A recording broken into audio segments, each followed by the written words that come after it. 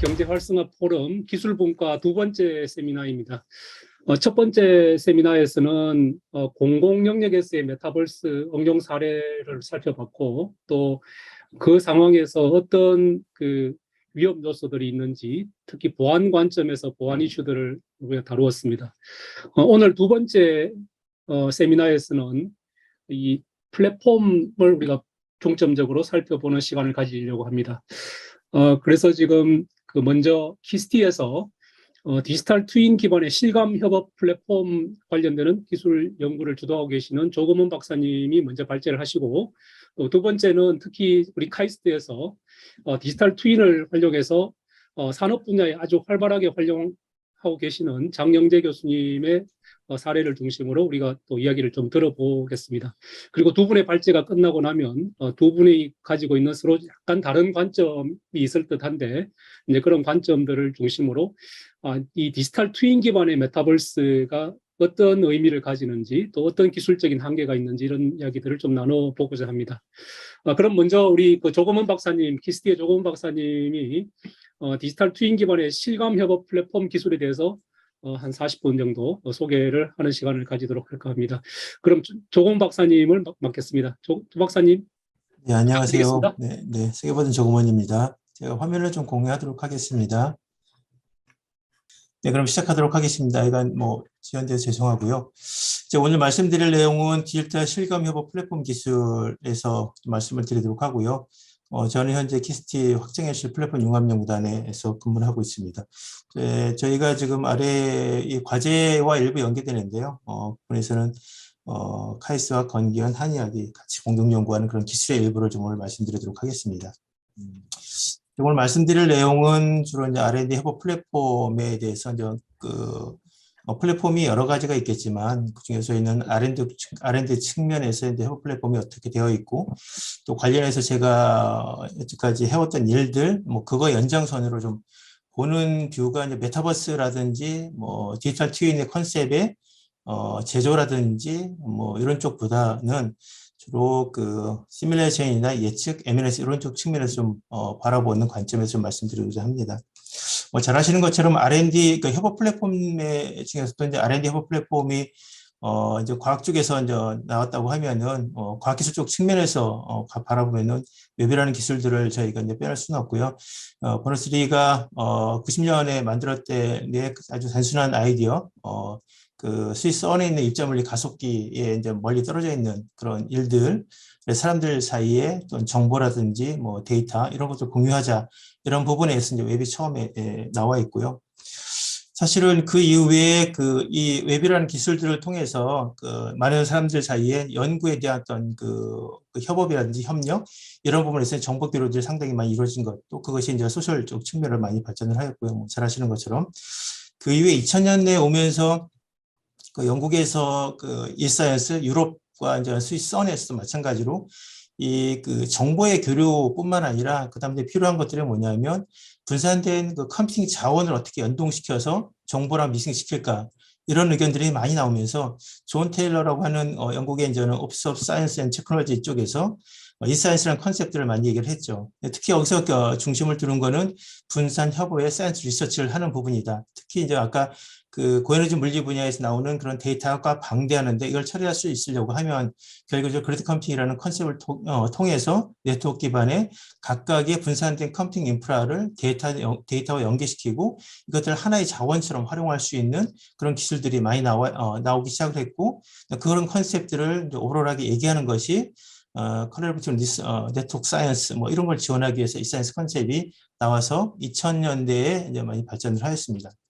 사실 그러면서 사람들이 많이 얘기하는 것들은 이런 협업과 데이터와 컴퓨팅 이런 것들이 쭉 발전을 하면서 거대 과학이나 사이언스 측면에서의 어떤 플랫폼이라는 것들이 인식돼 가면서 사실은 이제 데이터라는 컨셉들이 나오고 거기에 어떤 이 데이터를 좀 가고 사이언스 쪽 측면이라든지 엔지니어링 이런 쪽에 이 부분을 얘기하기 위해서 UK 사이언스 책임자였던 토니 박사가 마이크로소프트 부사장까지 하신 분이 그때 이제 책을 하나 쓰셨죠. 2009년도에 포스트 패러다임이라고 하는 걸 쓰면서 데이터 드리븐 리서치에 대해서 많은 얘기를 하셨죠.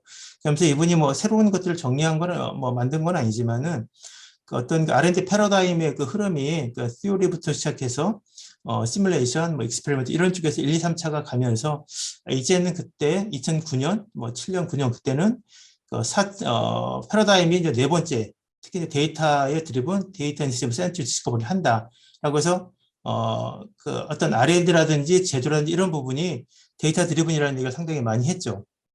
사실 이 얘기를 뭐 데이터 드리븐이 나온다고 그래서 사실은 데이터 드리븐 혼자만 존재하는 것이 아니라 앞에 나온 이론과 실험과 시뮬레이션 이것들이 결합돼서 데이터 드리븐 리서치를 강화시키는 그런 플랫폼으로 발전시키는 일들을 많이 진행했다고 알고 있습니다.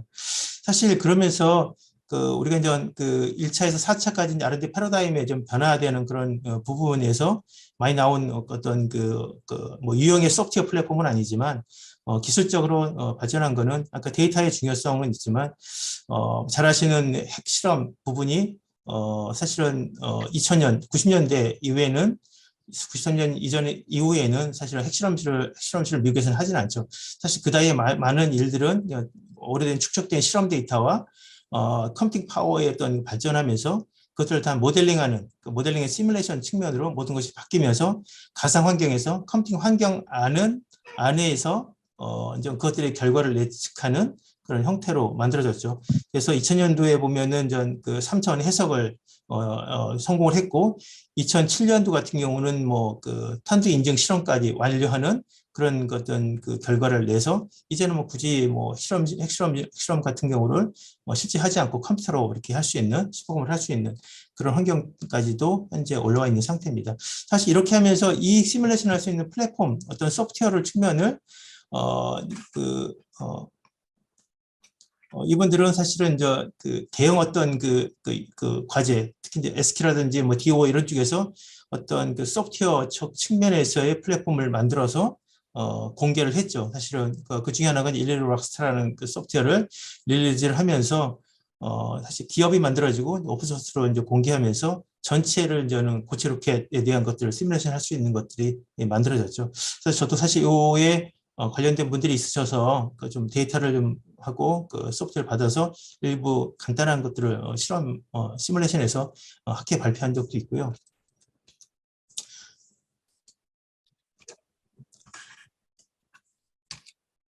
사실은 그 시뮬레이션 측면에서 나오면서 2005년도에 보면은 아까 UK 영국의 이제 토니 박사가 이 일을 하면서 이 전체 어떤 연구회 UK의 연구회들을 모두 모아서 어떤 플랫폼화 사업들을 IT에 결합한 제조나 엔지니어링 이쪽 부분을 확대시키는 부분 중에 하나가 데임이라는 프로젝트가 생성됐습니다. 저희도 사실 과제를 공동으로 좀 하긴 했었는데요.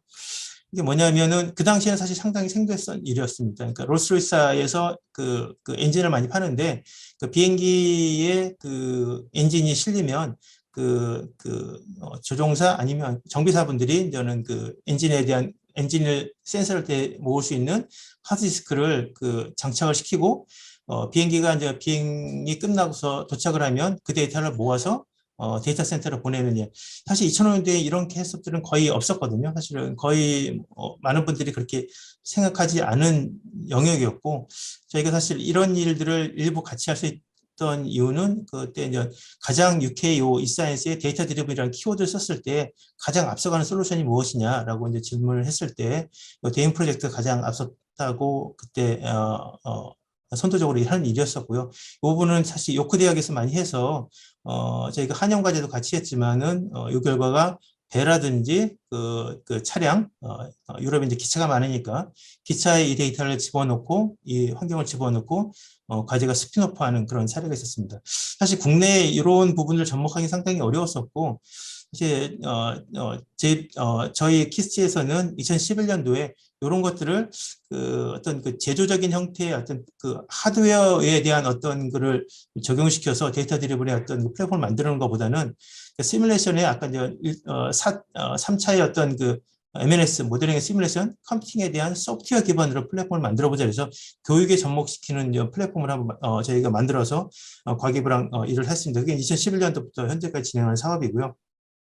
여기에 이제 한 예제가 이제 그 당시 2017년에 저희가 이제 그 소재 분야에 이제 데이터를 모아놓고 그 플랫폼에서 그 데이터를 갖고 인공지능을 통해서 소재의 어떤 그 물성을 또 예측하고 또 연구하는 그런 플랫폼 만들어서 사실 공개한 그런 경험이 있고요. 사실 이때 이제 아래쪽에서는 이제 컴퓨팅과 데이터 연결, 위에 있는 2005년도, 2007년도에 영국에서는 컴퓨팅과 데이터와 그 인프라, 어떤 그 실제 또 그 물체, 또 자동차라든지 아니면 뭐 선박이라든지 항공 이런 쪽에 접목시키는 그런 일들이 진행이 되었습니다. 사실 그렇게 보면서 우리가 이제 감각이 어려운 부분 중에 하나가 그런 것들을 뭐 사실은 많이 발전시키는 그런 영역들, 아까 롤스로이스라든지 뭐 에디슨이라든지 이런 거에 큰 의미가 슈퍼컴, 컴퓨팅 파워에 있는 발전을 저희가 이해를 할 필요가 있겠다고 생각합니다. 그래서 이제 무어의 법은 일본 년 깨졌지만은 사실은 매년 18개월 2배씩 컴퓨팅 파워가 발전하고 최근에 뭐 1, 2년 사이에서는 엑사스케일 컴퓨터가 전 세계적으로 몇 대가 현재 나와 있습니다. 그래서 이런 쪽에서 이제 어떤 그 아주 대형의 어떤 일들, 큰 문제를 실시간으로 풀어올 수 있는 그런 수준까지 올라와 있고, 뭐 TC 같은 경우에는 뭐 내년 내후년에 6호기가 들어오면서 거의 뭐 GPU가 상당히 많은 그런 GPU가 들어와서 월드 클래스의 컴퓨터를 새롭게 구축하는 그런 계획도 있고요. 아래 보시면 이게 이제는 그 데이터와 아까 4차 이제 패러다임의 전환 이런 흐름에서 HPC와 이제 AI에 접목되는 그런 일들이 상당히 많이 이루어지고 있고요. 전체적으로 한 40% 이상이 순수한 CPU, HPC였던 시뮬레이션뿐만 아니라 거기에 AI를 결합하는 퍼센테이지가 점진적으로 이렇게 늘어나는 그런 형태를 좀 보이고 있습니다. 작년에 전 뭐 소프트뱅크 분이 그 헬로 DD에 강연한 걸 보면 뭐 잘 아시는 것처럼 트레이닝 타임 같은 경우가 한 900분의 1 줄고 그 다음에 뭐 러닝 알고리즘 효과가 한 8배 이상, 그 다음에 뭐 33만 분의 1의 정도의 코스트의 어떤 다운, 이렇게 되는 그 결과가 나와 있고요. 실제로 이런 부분에 있어서는 그 일본의 이제 AICS 리켄 산하의 연구소에서 푸카쿠라고 하는 세계 최고의 컴퓨터를 가지고 그 디지털 트윈을 만들어내는 일들을 그 유치학학 분야에 진행하는 그런 사례가 아래의 모습입니다. 그래서 뉴럴 네트워크 기반에서 이제 그 뉴스 시뮬레이션 모델을 통해서 디지털 트윈의 어떤 그 사이버 스페이스와 리얼 스페이스에 대한 비교를 하고 그걸 통해서 뭐 여러 가지를 하신다고, 뭐 AI 트레이닝을 통해서 뭐 자동차 드라이빙에 대한 그 부분들에 연계시키겠다, 이런 그 흐름들도 현재 컴퓨팅 파워를 통해서 진행하는 일들이 현재 이루어지고 있습니다. 사실 디지털 트윈의 정부 정책을 보면 뭐 시장 규모는 아시는 것처럼 26년도에 한 55조 정도 된다고 얘기를 하고 있고요. 뭐 연평균 성장이 57% 정도 성장한다고 하고 있고, 가트너에서도 마찬가지로 뭐 여러 가지 일들을 좋은 의미 있는 그런 정보를 공유를 하고 있습니다. 뭐 아시는 것처럼 디지털 트윈의 발전 5단계를 보면은 5단계까지 뭐 처음에는 뭐 그래픽에서 보이는 것들 해서 이제 뭐 미러링하고 모니터링하고 MNS를 하고 뭐 페더레이션을 하고 자동화는 이런 단계를 하고 있지만 현재 많은 케이스는 이제 3단계와 4단계 요 수준의 디지털 트윈이 이루어지고 있지 않나, 이런 생각을 갖습니다. 아까 말씀드린 내용들은 그 시뮬레이션 부분은 디지털 트윈의 3단계 정도에 속하지 않나, 이렇게 생각을 하고 있습니다. 우리는 그 IITP에서 얘기한 내용들이 뭐 전체적으로 디지털 트윈에 대해서 현실 세계에 붙어 있어서 신서비스로 갈 때 그 과정 중 일부의 모델링 시뮬레이션의 표현을 이렇게 하는 거로 지금 보여지고 있습니다. 그 다음에 이제 큰 그 흐름 중에 하나가 이제 플랫폼으로 나오는 게 아마 메타버스라고 생각합니다.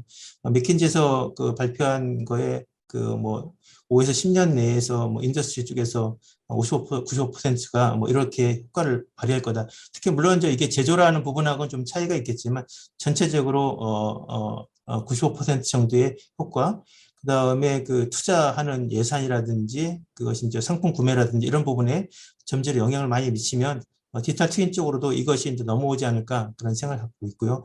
가트너즈에서 발표한 걸 보면은 그 현재 우리의 그 흐름에 보면은 이머징한 단계다, 이렇게 얘기를 하고 있고, 그 다음에 2025년도 정도가 돼야 어드밴스 된 그런 메타버스 환경이 만들어질 거고, 2030년 정도 넘어가면 전체적인 흐름들이 메타버스의 그런 것들이 어느 정도 우리 생활에 많이 녹여져서 일반화 될 거다, 이런 언급을 하는 거로 좀 보이고 있습니다. 그래서 사실은 제가 오늘 얘기를 드리고 또 말씀드리고 싶은 것 중에 하나는 그러니까 이제 그 포스트 패러다임이라고 하는 거가 얘기를 해서 데이터와 시뮬레이션 뭐 이런 드리븐의 어떤 그 환경들이 만들어진다고 하면 앞으로는 이게 디지털 트윈과 메타버스 슈퍼컴퓨팅에 대한 것이 연계되면서 새로운 패러다임으로 발전할 수 있는 그런 기반이 되지 않을까라는 생각이 듭니다. 뭐 메타버스의 특성이 있고 또 아주 그 정밀한 것들을 뭐 미러월드처럼 만들어내는 디지털 트윈이 있고 이것이 결합되는 환경이 되면 좋겠다라는 그런 흐름이고 실제적으로 이게 그 현대자동차가 그 메타버스 기반의 가상 공장을 만들겠다고 하는 것이 언론에 나왔던 그런 부분이죠. 사실은 이 가상 공장을 만들어내는 그런 부분이 어떤 시뮬레이션이나 이런 것보다는 아까 이제 디지털 트윈을 본다고 하면 1차, 2차 시뮬레이션을 빠지고 위에 4차 정도가 이렇게 믹스되어 있는 그런 형태로 표현되는 거로 좀 생각이 됩니다. 잠시 한번 보시면요.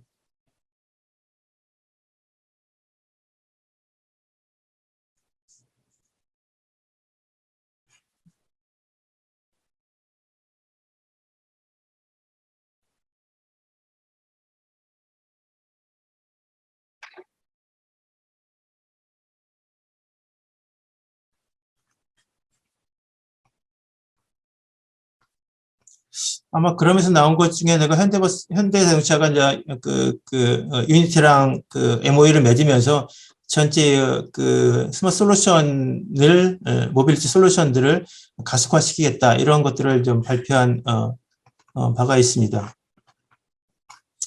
사실 그러면서 제가 보는 관점에서는 그 디지털 트윈의 컨셉에서 그럼 과연 이런 컴퓨팅이라든지 이런 부분들을 좀 더 녹여들어서 실제의 어떤 그 디지털 트윈 이런 부분을 새로운 환경으로 좀 넘기려고 하면 이렇게 NSF에서 발표한 자료가 이 그 컨버전스에 대한 그 융합에 대한 어떤 그 발전, 또 염원 이런 부분들이 데이터와 컴퓨테이셔널 이 부분을 어떻게 잘 조절했을 때 우리가 원하는 어떤 솔루션을 얻을 수 있다라는 얘기를 하는데요.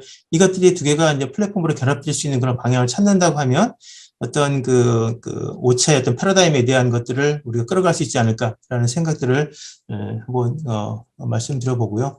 그러면서 디지털 트윈 메타버스 슈퍼컴퓨팅이 뭐 실검협업의 사이언스 엔지니어링 파트에 어떤 기여할 수 있는 부분들이 생기지 않을까 이런 생각을 좀 해보고 있습니다.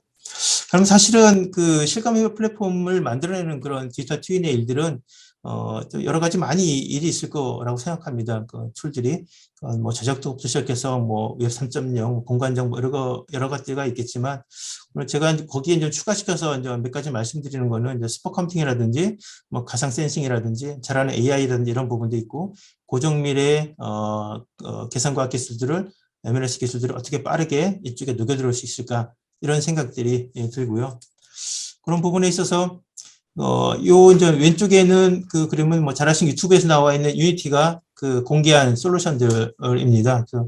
유니티가 많은 데이터와 어떤 경험 뭐 이런 것들을 축적해서 자동화시키는 유니티의 솔루션을 만들어낸 부분이 있고요. 이건 그냥 좀 빠르게 넘어가도록 하겠습니다.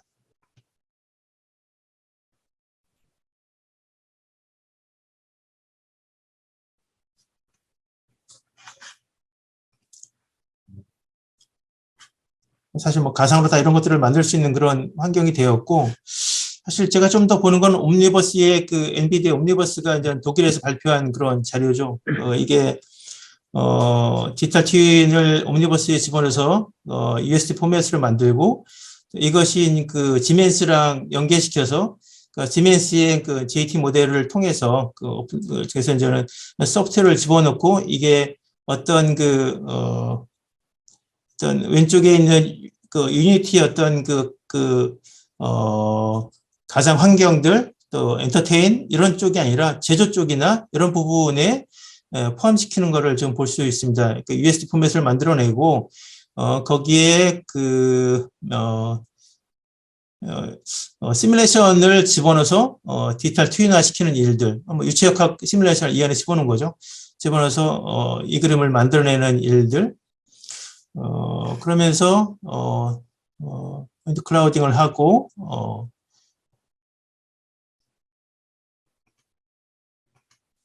이게 뭐 이제는 그 라이다를 통해서 센서를 통해서 이제는 그 예측하는 이런 환경까지도 이런 형태를 만들어내죠. 사실 이제는 만약에 이런 부분이 있다고 하면 아까 이제는 그 거기에 그 터널을 지나가 그런 부분들이 이제는 이 안에 포함시킬 수 있다고 하면 옴니버스가 좀 더 그 아주 리얼한 문제라든지 좀 더 큰 문제는 이 안으로 좀 집어넣을 수 있는 방법이 좀 없을까? 아까 이런 그 디지털 트윈 아니면 어떤 그 메타버스와 결합된 그런 환경이 새로운 환경으로 이거를 집어넣어서 실로 게임을 의 어떤 부정확한 것이 아니라 어느 정도의 실제 물 현상들을 실시간 속으로 반영한 그런 디지털 트위너의 어떤 그 컨셉들을 그 설계 단계에서 포함시킬 수 있는 방법들이었을까 뭐 이런 생각들을 좀 해보고 있고요. 그래서 제가 이제 실시간성의 이제 도전 주제라고 한번 오늘 의견을 한번 드려보고요. 그 두 번째로 그 도전성에 있는 실감성 얘기는 아마 실감성 얘기가 될 것 같습니다. 사실은 실감성 부분에 있어서는 디지털 휴먼에서 신한 라이프에서 얘기하는 오로지 이 부분의 가상인가 이 부분이 최근에 와서 그 어떤 그 경제적인 효과를 보이는 뭐 연 20억 정도 매출을 올렸다고 하는데요. 이런 부분에 그 어떤 그 경제적인 어떤 그 베네핏을 받는 일뿐만 아니라 거기에 전 그 뭐 UI UX에서 시각, 청각, 촉각에 대한 공감 이런 부분들이 서로 다른 컨셉이지만 어떤 그 실감성에서 표현할 수 있는 방법이 없을까? 또 하나는 이 그 실시간성의 이제 시간 종속 우리가 이제는 그 디지털 트윈 뭐 메타버스에 들어가면 현실 세계와 가상 세계를 현재는 매치시키지만 그 현실 세계에서도 시간이 뭐 에이징이 되면서 어떤 노화되는 어떤 시간 변화에 따라서 뭐 기기가 새롭게 변하는 모습들 그것이 가상 세계에서 동일하게 접목될 건가 그러니까 타임 디펜스한 그런 일들에 대해서 어떻게 그들을 풀어나갈 수 있을까라는 부분이고요. 또 이게 그 어떤 그 새로운 어떤 형태의 플랫폼의 실감성이 가려고 하면 사실은 보이는 거에 우리가 대부분의 일들이 현재 보이는 것들을 가상과 현실을 만들어서 플랫폼화 시키는 노력을 하지만 거기에 공학적이나 뭐 사이언스적인 측면의 의미가 있다고 하면 그걸 거기서 보이지 않는 물리적인 현상이라든지 어떤 것들을 데이터의 실제 데이터뿐만 아니라 시뮬레이션 데이터를 보이면서 그걸 우리가 예측하면서 포함시킬 수 있을까? 이런 부분에 있어서의 내용들도 고민해 볼 수 있지 않을까. 사실 이거는 뭐 데이터가 적지 않은 데이터이기 때문에 처리하는 데 상당히 시간이 많이 일 것으로 생각을 하고 있습니다. 사실은 저희가 이런 어떤 일부의 개념들을 가지고 현재 작년부터 이제 과제를 현재 시작을 하고 있습니다. 그래서 그 내용들이 XR 플랫폼을 만들어내는 일들을 하고 있는데요. 뭐 잘 아시는 것처럼 비대면 상황에서 여러 가지 어려움들이 있었고 MS 팀스의 어떤 사용량이 매우 크게 증가됐고 그다음에 이런 어떤 2차원적인 어떤 그 협업 환경, 공유 환경 이런 거에 비해서 사람들이 좀 더 실제적인 일들 그다음에 특히 산업적인 활용이 가능한 XR 협업 기술의 필요성이 많이 증가하고 있고요.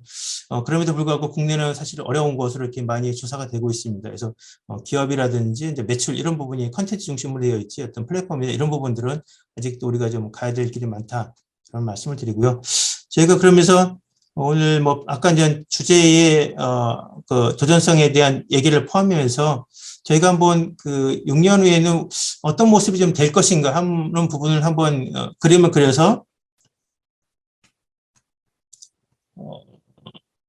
저희가 하는 과제는 그 플랫폼 기술을 만들고 그것이 건설이나 교육이나 의료 쪽 분야에 좀 접목하는 일들을 계획을 하고 있으면서 여러분들이 가상 환경에 들어오고 특히 그 건설 분야에서는 제조 뭐 시공, 또 감리 이 부분을 환경에 들어오고 가상 환경에 들어와서 저희가 엑셀 환경에 들어와서 그것들을 어떤 그 빔 데이터를 최적화시켜서 올려놓고 거기에 시뮬레이션 결과들을 포함시킬 수 있는 방법들을 찾는 일들을 현재 고민을 하고 있습니다.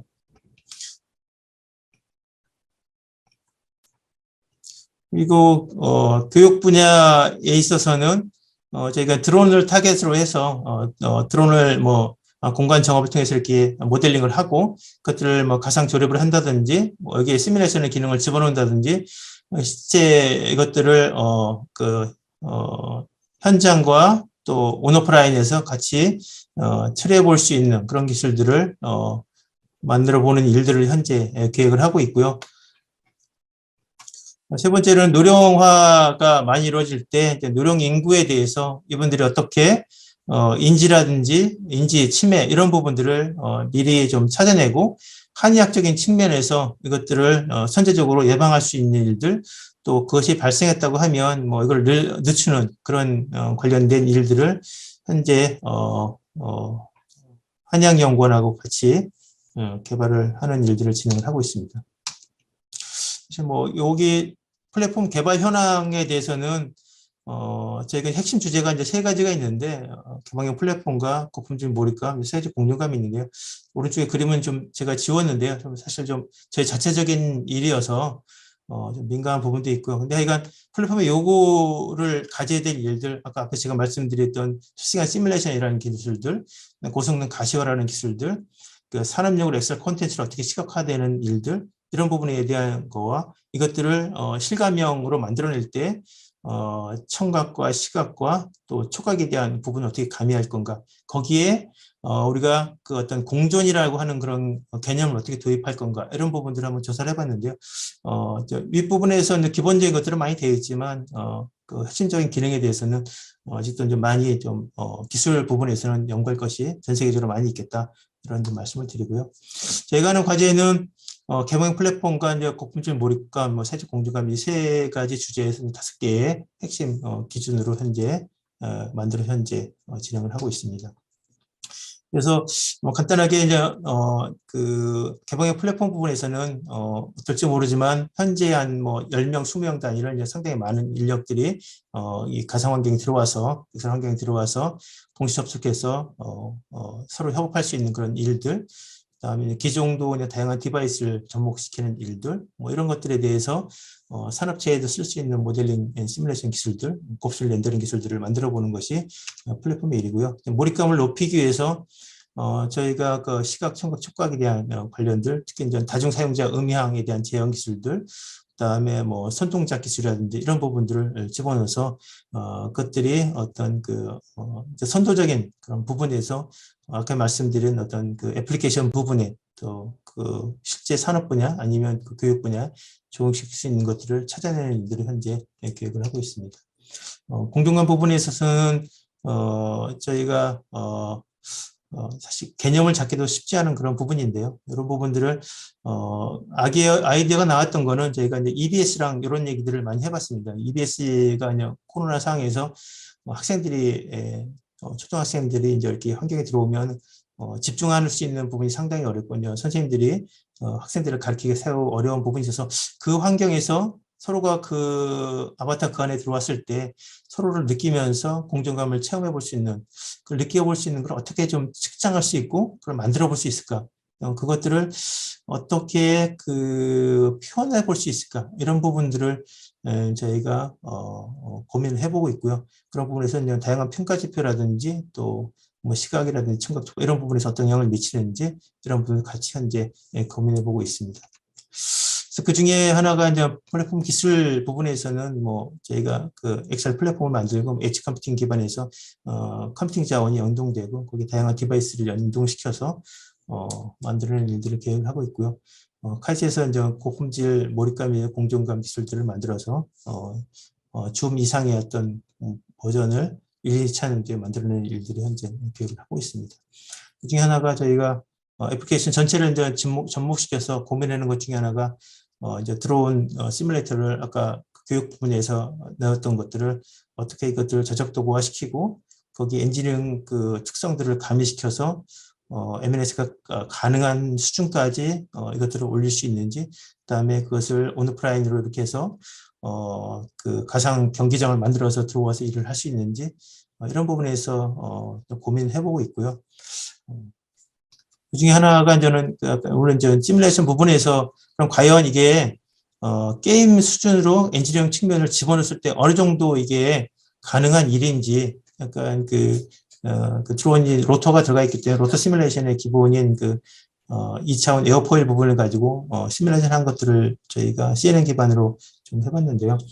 보면은 보통 이게 그냥 컴퓨터로 쓰면 1시간 정도 걸리는 일인데, 이게 이제 빨리 하면 그 AR 통해만 20초 정도 프레션 하는데 걸리더라고요.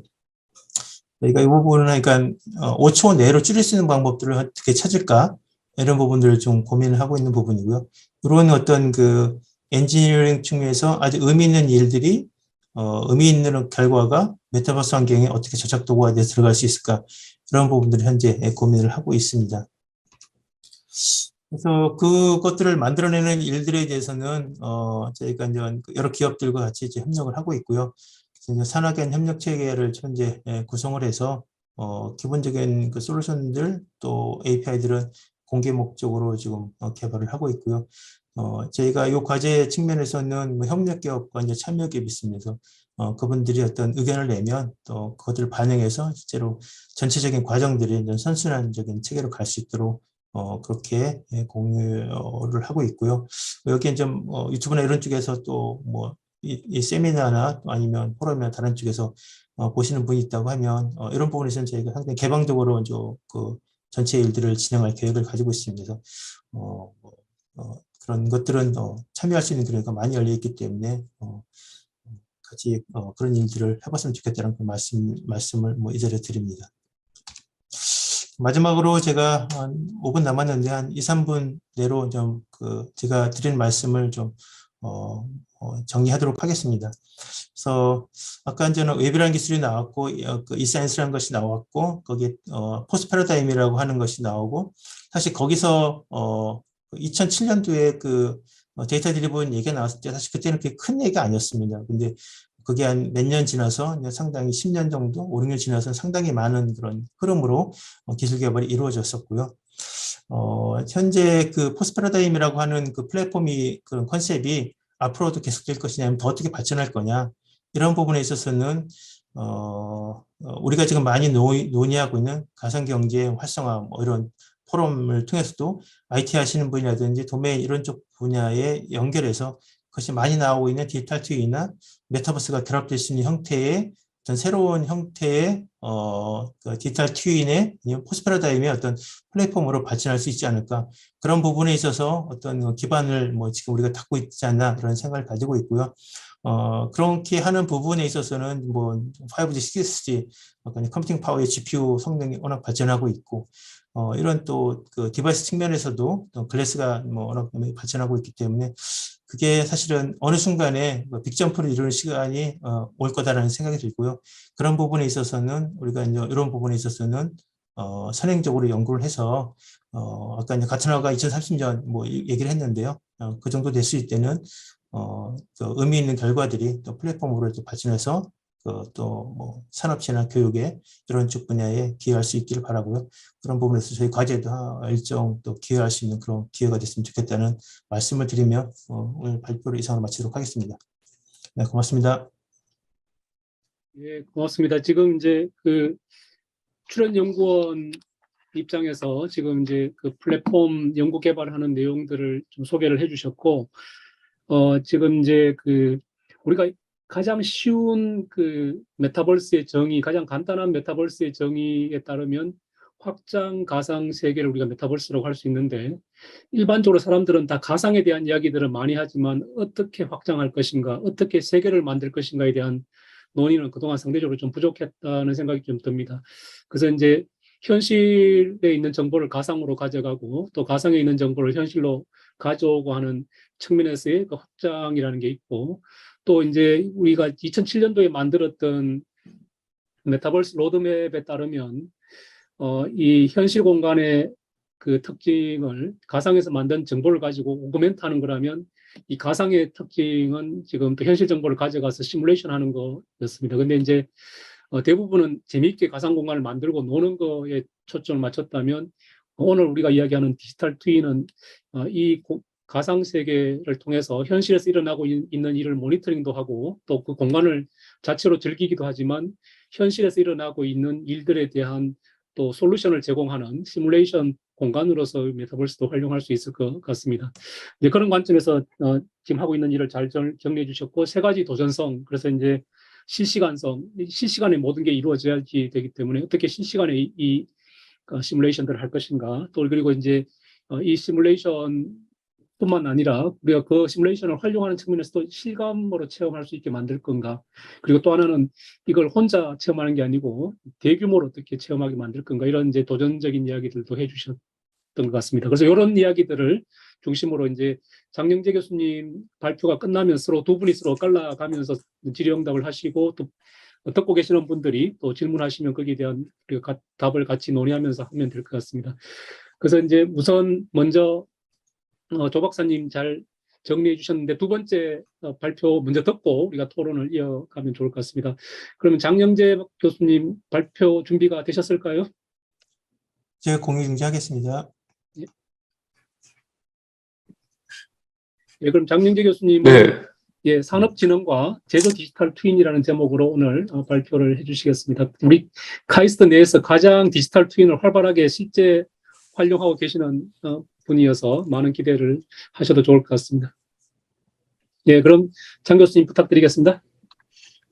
네, 안녕하세요. 카이스트 장영재입니다. 네, 사실 저는 뭐 디지털 트윈이나 이런 그 가상 시뮬레이션 전문가는 아닙니다. 네, 저의 연구 도메인은 제조 쪽이고요. 제조 중에서도 그 제조 자동화가 제 연구 도메인입니다. 네, 그래서 이 디지털 트윈이나 그리고 또 디지털 트윈의 그 기본적인 하나의 뭐 학문적인 백그라운드가 어떻게 보면 또 시뮬레이션이라고 할 수 있는데요. 그쪽은 제 전문 분야가 아니고 연구 분야는 아니다. 대신 실제로 이러한 제조 분야에서 어떻게 활용이 되고 있고, 그리고 또 한편으로는 제가 카이스트 교수로서 연구를 하는 연구자이기도 하지만은 또 최근에 다임 리서치라는 회사를 창업을 해서 저희 연구실 박사 졸업생들과 함께 창업을 해서 그 관련돼서 지금 현재 이 산업계에 실제 이런 솔루션을 제공을 하고 있습니다. 네, 그래서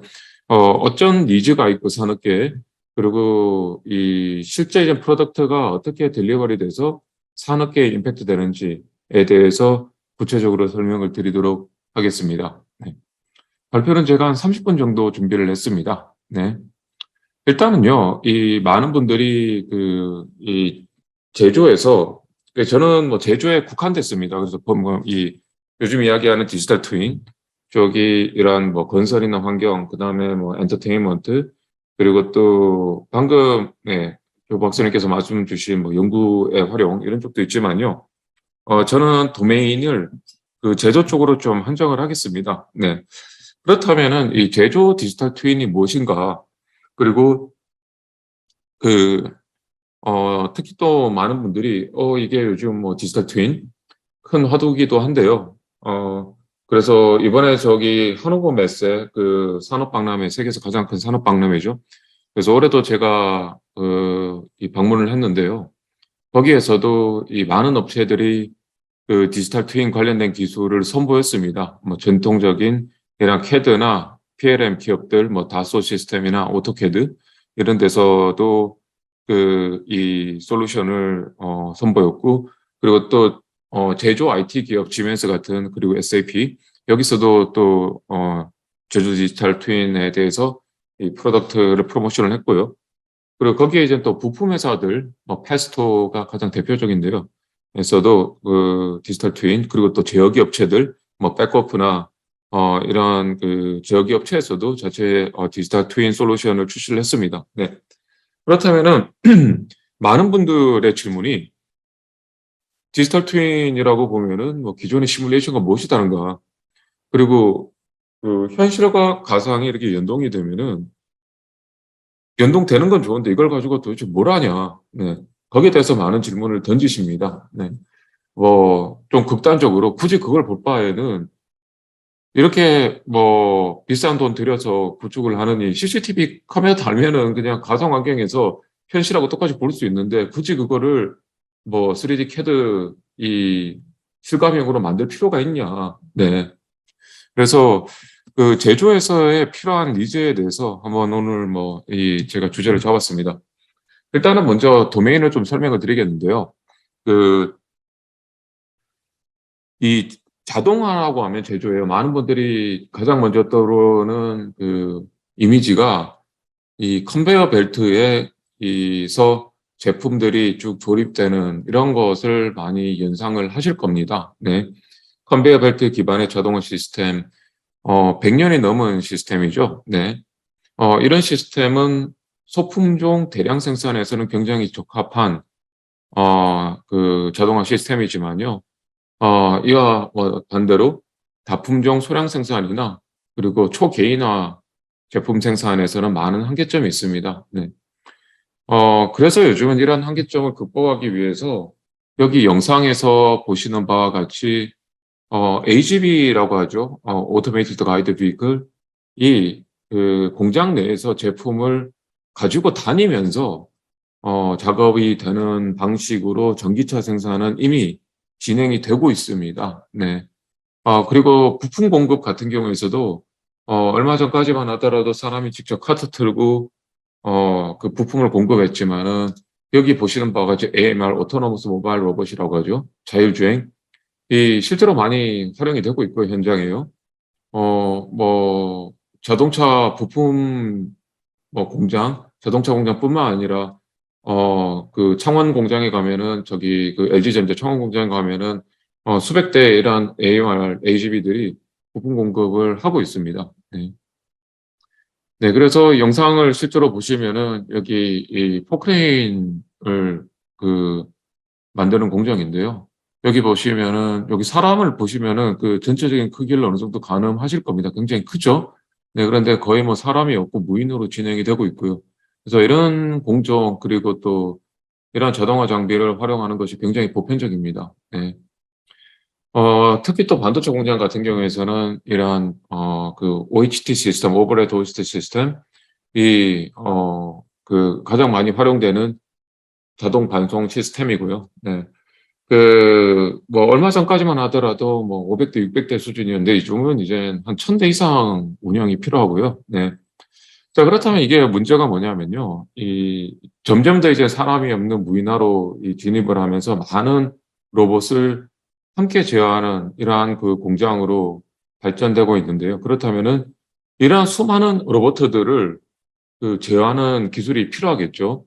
근데 기존에는 이 자동화라는 것은 사람이 룰을 만들어주고 그 룰에 따라서 로봇들이 운영을 하는 시스템이었는데, 그런데 공장이라는 것이 늘 계속 끊임없이 변화가 있습니다. 실제 저는 반도체 공장 공장에서 일을 했는데 연구소에 있지는 않고 공장 생산 현장에 있었습니다. 저는요. 그런데 한 20% 정도의 장비가 들어오는 장비고 나가는 장비고요. 그리고 레이아웃도 계속 바뀌고, 프로덕트는 끊임없이 계속 새로운 제품이 출시되면서 바뀌고, 이거는 다반사고요. 네. 그러다 보니 이 자동화라는 것이 공장이 변하지 않고 딱 그 정형화된 모습을 가지고 자동화를 하면은 좋겠지만은 계속 바뀌는 거에 따라서 사람들이 계속 이 업데이트 시켜줘야 됩니다. 이거는요. 그러다 보면은 이 끊임없는 룰을 계속 우리가 만들어줘야 되는 것이고요. 그리고 또 예상하지 못한 일은 늘 발생합니다. 이런 로봇들이 통신에 문제가 있다, 늘 발생하는 일이고요. 그러면은 이 뒤쪽에 있는 로봇들이 이 길이 막혀가지고 붐비는 현상들이 늘 발생하고 이럴 때마다 사람이 또 개입돼서 이런 교통정리를 해줘야 되고요. 그리고 또 큰 장비가 들어온다, 이 설비가. 그러면은 또 레일을 잠시 끊어주고 우회시키고 이런 것들도 다반사고, 그럴 때마다 또 사람이 또 개입되는 것이죠. 300대 정도 운영되는 공장에서 제가 근무를 했는데 한 8명에서 한 10명 정도가 이상 징후를 스크린으로 직접 눈으로 보면서 문제가 있으면은 다시 룰을 바꿔주고 이런 매뉴얼 작업을 했었는데요. 지금 이제 1000대 이상이 필요하면은 이게 2배의 인력이 필요한 게 아니라 한 4배, 8배가 필요하더라고요. 네, 그래서 이러한 예상하지 못한 일들이 발생할 때마다 사람이 늘 개입을 해가지고 뭔가를 붙여주고 또 룰을 오버라이딩하고 이런 것이 힘들기 때문에, 그래서 요즘 패러다임은 네. 그래서 요즘 패러다임은 이러한 자동화 시스템을 이 자동화하는 게 아니라 스스로 상황을 인지를 하고 그 상황에 맞게 스스로 어답트하는 그런 요구가 굉장히 강합니다. 네. 그래서 뭐 예상치 못한 혼잡이 발생할 때 이때마다 뭐 사람이 이 교통 정리하는 것도 아니고 그리고 또 공장이 늘 바뀌는데 이런 때마다 뭐 사람이 매뉴얼하게 오버라이드 해주는 것이 아니라 스스로 인지한다. 그래서 이 자동화에서 이 자율화로 패러다임이 바뀌고 있습니다. 네. 자, 그런데 이런 룰을 자체를 이제 스스로 인지하고 스스로 알아서 룰을 만들어 준다라는 게 쉽지는 않고요. 네. 그래서 최근에 활용하고 있는 것이 인공지능 기술이고요. 네. 그래서 인공지능 기술 중에서 이런 강화학습 기능을 많이 활용을 하고 있고요. 네. 그래서 제가 뭐 늘 관련된 강의를 할 때 보여드리는 자료 중에 하나인데요. 뭐 강화학습이라는 것이 우리가 사람이 자전거 배우는 거하고 비슷하죠. 뭐 물리의 법칙을 다 이해하고 룰대로 가는 게 아니라 이렇게 해보고 저렇게 해보고 그래서 이렇게 자전거를 타니 넘어지고 이렇게 하니 안 넘어지고 그 감을 익히는 거죠. 네. 거기에 이제 뭐 딥러닝 기술, 딥레이어가 들어가서 최근 들어서 이런 광학습 기반의 학습이 굉장히 활발하게 연구도 많이 되고 있고 실제 현장에도 많이 적용이 되고 있습니다. 네. 그래서 여기 보시면은 실제로 저희가 요거는 연구단에서 진행을 한 건데요. 과거에는 룰 기반으로 하다가 이제 강화학습 기반으로 해서 훨씬 더 효율적으로 운행이 되는 것을 보실 수가 있고요. 네. 근데 요거는, 이 논문에서 낸 자료이기 때문에 실제로 반도체 공정보다는 훨씬 더 작은 스케일입니다. 예, 그런데 여기 다음 스케일을 보시면 실제, 소규모 반도체 공장 규모인데요. 실제 데이터를 바탕으로 상습 정체 구간이 발생하는데, 근데 여기 보시면은 거의 저희 알고리즘을 쓰면은 거의 발생이 없습니다. 네. 그리고 또 한편으로는 온라인 러닝, 오프라인 러닝 동시에 진행을 하기 때문에 그 의미는 뭐냐면은 학습이 된 것만 아니면 학습이 된 공장에서만 가능하다 그건 아니고요. 네. 이 현장에서 어떤 상황이 바뀌었을 때 거기에 대해서 스스로 이렇게 대처를 합니다. 그러려면 이제 가상 공간에다 데이터를 넣고 가상에서 이제 데이터를 돌리는 것이죠. 네. 자, 그래서 이제, 이 디지털 트윈 이야기가 여기서 나오는데요. 네. 우선 저희가 디지털 트윈을 하는 것은 뭐 대표적인 시뮬레이션이라고 할 수 있겠죠. 현장 상황이 바뀌었을 때 바뀐 상황을 인지를 하고 그 상황에 맞게 파라미터를 다시 시뮬레이션 상황으로 던져가지고 시뮬레이션에서 바로바로 학습을 하게 합니다. 그래서 거기에 맞는 일단 모든 파라미터 튜닝이 다 이루어지는 것이고요. 네, 그래서 실시간에서도 러닝을 하지만은 또 갑자기 바뀐 이러한 이 상황에서도 이 바뀐 상황을 인지하고 그 상황을 즉시에 시뮬레이션 안에 던져가지고 거기에서 새로운 환경의 시뮬레이션 학습을 한다. 그런 개념을 활용을 했고요. 이런 것이 이제 가능하다라는 것이 효과적으로 가능하다라는 것을 연구 결과로 저희가 논문을 게재한 적이 있습니다. 네. 비슷한 방식으로요. 네. 물류창고에서도 이러한 수많은 로봇을 기반으로 운영되는 시스템들이 꽤 많이 활용이 되고 있고요. 네. 그래서 여기서도 저희들이 기존에 있는 로봇 운영 시스템의 한계점은 이런 데드락이 발생하는 것, 이거를 방지를 해야 되는데, 근데 저희 같은 경우에서는 한 매수를 더 보죠. 그래서 알파고처럼 이 바둑을 둘 때 매수를 더 보는 거하고 뭐 원리는 비슷합니다. 그래서 그걸 기반으로 서로 데드락이 없이 운영되고 한 20만 건의 운영 딜리버리를 성공한 케이스가 있습니다. 네. 네. 그래서 여기서 저희들이 또 실물 테스트도 직접 하고 있고요. 네. 그래서 시뮬레이션과 디지털 트윈, 저희가 이야기한 디지털 트윈의 차이점은 뭐냐면요. 일단은 실물과 연동이 된다라는 것이고요. 그리고 또 한편으로는 이러한 디지털 트윈이 필요한 이유가, 로봇이 기본적으로 이제 공장을 칠 때 저희는 1000대 운영을 기반으로 이 시뮬레이션을 만드는데, 알고리즘을 검증을 해야 되는데, 실제 공장이 디플로이 하기 전에요. 1000대의 로봇을 사전에 검증을 하는 것이 쉽지가 않습니다. 예. 그렇기 때문에 한 20대 정도는 실제 하드웨어고 나머지 980대는 가상의 에뮬레이터에서 시그널을 주고받고 거기에 이제 가상 공간을 만들어가지고 가상 공장을요. 그래서 가상 공장 안에 이 컨트롤러 에뮬레이터들 이 연결이 되고 또 알고리즘이 연결이 돼서 테스트하는 이런 방식을 저희가 실제 검증에 활용하고 있습니다. 네. 그리고 여기 저희 카이스트 내 첨단 제조 혁신센터 내 이런 장비들도 그 가상 공간하고 실제와 연동을 시켜가지고요. 그래서 테스트를 하고, 그리고 테스트하는 방식도 저희가 이러한 연구를 하고 있습니다. 네. 네, 그래서 말씀드린 것 같이 이러한 그 실제 환경을 모사한 가상 환경을 만들어서 그 가상 환경에서는 또 이 스피드업을 할 수 있지 않습니까? 속도를 올려가지고. 그래서 순식간에 어느 정도 학습을 하게 난 다음에 어느 정도 지능이 발전이 되면 그 지능을 하드웨어에 집어넣고, 그리고 또 한편으로는 실제 작업을 하면서도 환경이 바뀌면 그 바뀐 환경을 또 다시 받아서 가상 환경에 집어넣어서 재학습시키고, 그래서 작업을 하면서 동시에 또 학습을 하는 이런 방식이 가능하다라는 것을 저희가 그리고 효과가 있다는 것을 입증을 했습니다. 네. 자, 그래서 여기서도 뭐 마찬가지로 아까 설명을 드린 거죠. 네. 그 PLC나 아니면 PC 컨트롤러와 직접 연결을 하고요. 그리고 또 에뮬레이터와 통신 시그널을 맞추고, 그리고 또 저희의 그 인공지능 알고리즘이 있고, 그 가상 공장 공간을 만들어서 그 테스트를 한다. 이런 개념을 저희가 활용을 하고 있습니다. 그래서 이게 단순하게 이 그 3D 그래픽 애니메이션은 아니고요. 실제로 하드웨어 에뮬레이터들과 쫙 연동이 되어가지고 움직이는 이런 상황을 지금 연출을 한 겁니다. 네. 그래서, 뭐 기본적인 아키텍처고요. 네. 자, 그러면 이런 게 왜 필요하냐면 또 한편으로는요. 그래서 학습을 위해서 필요한 것도 있고, 그 다음에 또 이 그 공장을 사전에 지을 때 그 공장에 있는 상황들을 공장을 짓기 전에 먼저 테스트를 다 해보는 것이죠. 그래서 설비와 연결을 하고 제조 IT 시스템과 연결을 하고 자동화 시스템 연결을 해가지고 운영을 한번 테스트를 해보는데 지금 현재 요 케이스인데요. 지금 현재 뭐 이런 방식으로 되면은 좀 문제가 있다. 이건 물리적인 문제가 아니라 이 설비 레이아웃 쪽에 이 운영에 문제가 있는 거거든요. 네.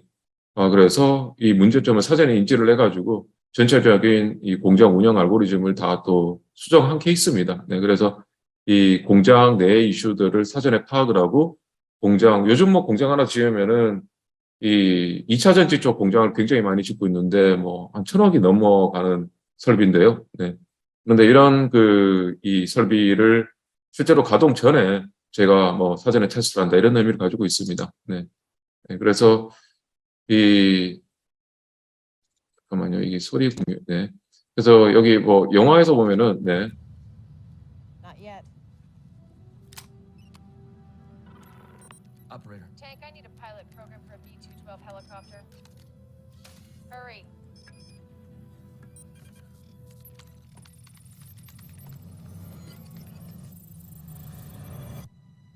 Let's go. 네, 영화 매트릭스에서 한 장면이죠. 이 헬기를 조정을 못 하는데 헬기 조종하는 시뮬레이터를 통해 가지고 이 훈련을 하고요. 순식간에. 그리고 훈련된 지능을 머리에 집어넣어 가지고 헬기를 조종할 수 있는 장면입니다. 물론 여기서는 가상과 현실이 뒤집어져 가지고 반대인데요. 네. 그럼에도 불구하고 제가 말씀드린 이런 컨셉이 20년 전에 이 영화를 보고 저는 이 장면에서 굉장히 어떻게 보면은 소름을 돋았어요. 저는 이 장면을 보면서요. 네.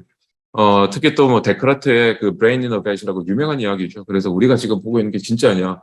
사실은 우리가 우리 두뇌가 비커 안에 담겨져 있고, 머리에 자극을 통해서 우리가 지금 이게 경험하는 건 실제가 아닐 수도 있다. 뭐 이런 이야기가 있지 않습니까? 네. 그래서 뭐 와초스키 브라더스도 그 당시엔 브라더스죠. 예, 지금은 자매지만은, 여기에서 또 영감을 얻었다라고 실제로 이야기를 했었고요. 네. 예. 제조 현장의 이슈를 좀 더 들여다보면요. 예. 뭐 고객 주문 예측이 늘 힘들고 원부자재 가격은 늘 변하고 기계 고장으로 늘 문제가 발생합니다. 결국은 불확실성이죠. 이로 인해서 의사결정이 어렵죠. 오늘 제품 몇 개 생산할지, 재고를 얼마나 두어야 할지, 장비 유지 보수를 얼마나 자주 해야 될지. 네. 그래서 의사결정에 어려움이 있습니다. 네. 그렇다면 이걸 디지털 트윈으로 해결이 가능하냐? 네. 일반적으로 우리가 의사결정을 내릴 때요, 뭐 산업공학이 저희들이 하는 게 늘 이제 좋은 의사결정을 내리기 위한 툴이나 방법을 연구를 하지 않습니까? 그래서 산업공학에서도 이러한 이 수학적 최적화나 이런 디시전 메이킹, 이런 것들 모델링을 알고리즘을 연구를 하는데요. 일반적으로 사람이 의사결정을 내릴 때 현상을 관찰을 하고, 그 다음에 머릿속에 여러 가지 대안을 그려보고, 어떤 선택을 했을 때 그 결과를 유출을 해봅니다. 상상을 통해 가지고요. 그 다음에 결과를 비교해서 가장 나은 대안을 선택을 하겠죠. 네. 그래서 현실파 그다음에 가상의 시나리오 머릿속으로 상상을 해보고 부분적인 의사결정을 내린다. 그래서 이 암묵적이든 아니면 진짜 명시적으로 이렇게 하든 어쨌든 뭐 이 프로세스를 뭐 거친다라는 것은 이미 많이 알려진 사실이고요. 그런데 문제는 사람 머릿속으로 이 머리만으로 이제 정확한 정보를 수집을 한다라는 것이 쉽지는 않고요. 그다음 또 한편으로는 이 머릿속으로 이제 가상의 시나리오를 막 생각을 해놔야 돼요. 네. 네. 이게 쉽지가 않죠, 이거는요. 뭐, 아인슈타인이 이야기했죠. 상상은 지식보다 더 중요하다. 실제로 좋은 판단을 내리신 분들은 이 상상력이 굉장히 뛰어나시더라고요. 이 머릿속으로 뭔가를 그리고, 그런데 이게 단순한 상상이 아닌, 그래도 이제 가시적인 여러 가지 시나리오를, 그래서 멘탈 시뮬레이션이라고 하죠. 그걸 머릿속으로 그려보고 거기에 대해서 굉장히 논리적으로 유추를 해보고요. 네. 그래서 그런 능력. 그래서, 저는 뭐 전적으로 이 아인슈타인의 한 이야기, 상상은 지식보다 중요하다는 것을 어떻게 보면은 뭐 믿는 사람입니다. 그리고 이러한 결과가 나왔을 때, 그런 많은 대안을 머릿속으로 판단하는 것이 쉽지는 않습니다. 네. 네. 자, 그런데 이것을 이제 해결하기 위해서 제조에서는요, 현상을 이제 관찰한다는 것은 이제 센서나 아니면 IT 정보 시스템을 통해 가지고, 지금 뭐 장비의 상태가 어떻고, 재고가 얼마나 있고, 어떤 제품을 지금 어느 때 생산을 하고 있고, 이런 실시간 정보를 좀 받아들일 수가 있죠. 그리고 여기에 이제는 또 여러 가지 대안의 시뮬레이션, 그래서 시뮬레이션을 통해서 시나리오를 생성을 해보고, 거기에 대해서 한번 결과를 보는 기술이 나와 있고, 그리고 또 이제 최적화 알고리즘을 통해 가지고 수많은 대안들 중에 가장 최적을 찾는다. 이런 기술들이 있습니다. 저희가 이야기하는 디지털 트윈은요, 이거는 제 이야기이기도 한데, 예, 윈터 시뮬레이션 컨퍼런스 2년 전에 저희가 논문에서는 저희는, 제조에서 디지털 트윈을 이렇게 정의를 했습니다. 현상을 관찰하고, 그리고 수많은 시뮬레이션을, 시나리오를 자동으로 생성을 하고, 거기에 대해서 결과를 생성해낼 수 있고, 그리고 거기에서 이제는 대안을 마련하는 그런 기능이 제조 디지털 트윈의 조건이다라고 저희들이 주장을 했습니다. 네. 네, 뭐 이렇게 이야기하면 굉장히 복잡할 것 같은데요. 네.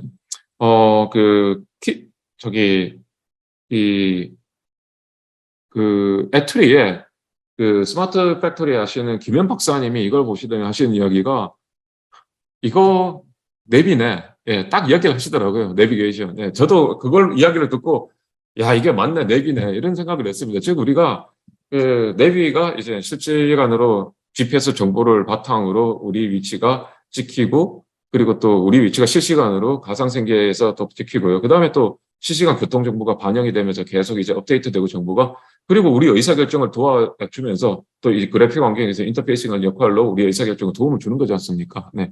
그래서 그것과 굉장히 어떻게 보면은 좀 유사하다. 네. 그래서 이런 의미에서는요, 이 제조 디지털 트윈 자체가 많은 분들이 이 그래픽이 뭐 이게 얼마나 닮았니, 실사와 얼마나 닮았냐 이런 것들이 중요한 것도 있겠죠. 뭐 엔터테인먼트나 아니면은 토목이나 이런 쪽 건축이나요. 그런데 사실 제조에서는 이게 뭔가 그래픽이 엄청나게 실사로 나올 필요가 없다고 봅니다. 저는요. 그런 리소스를 컴퓨팅 리소스를 그래픽에 쓰기보다는 오히려 의사결정을 도움을 주는 쪽으로 쓰는 것이 오히려 더 효율적이 아닐까 그렇게 생각을 하고요. 네. 자, 그래서 두 가지를 말씀을 드렸습니다. 이 디지털 트윈의 필요성이 이제 인공지능에서 가상 환경성에서 이제 트레이닝을 한다라는 그런 역할이고, 그다음 두 번째는 이 제조 환경에서 이제 오퍼레이션을 할 때 실질적인 의사결정을 제공을 해준다, 그 두 가지인데요. 그런데 이런 이야기를 드리니까 몇 년 전에요. 그게 과연 가능할까? 실제로 연구 딴에나 가능하지. 그게 현장에 가능할까라는 의구심을 많이 가지셨습니다. 그리고 또 복합 기술이죠. 이제 센서 기술, 그다음에 시뮬레이터, 엔진을 만드는 기술, 그리고 또 이러한 인공지능 기술을 기반으로 수천 대의 로봇을 컨트롤할 수 있는 기능력. 네, 그런데 실제로 저희가 이제 이게 솔루션으로 가능하다. 그래서 연구실에서 이렇게 연구 수준이 아니라 사업적으로 이게 가능하다라는 걸 저희가 증명을 했고요. 그리고 저희 카이스트 졸업생들, 네, 저를 포함해서 5명이 주축이 되어가지고 실제로 회사를 설립을 했습니다. 그래서 지금 현재는 카이스트에 저희 석박사 20명, 그리고 다임리서치에는 지금 좀 늘었는데 26명으로요. 네, 5월 기준인데 지금 26명으로 늘었는데, 근데 이렇게 지금 현재 실제로 시스템을 개발을 하고 있습니다. 네. 그래서 여기에 이 공장 시스템과 그 다음에 소프트웨어 시스템들 이런 일을 하고 있고요.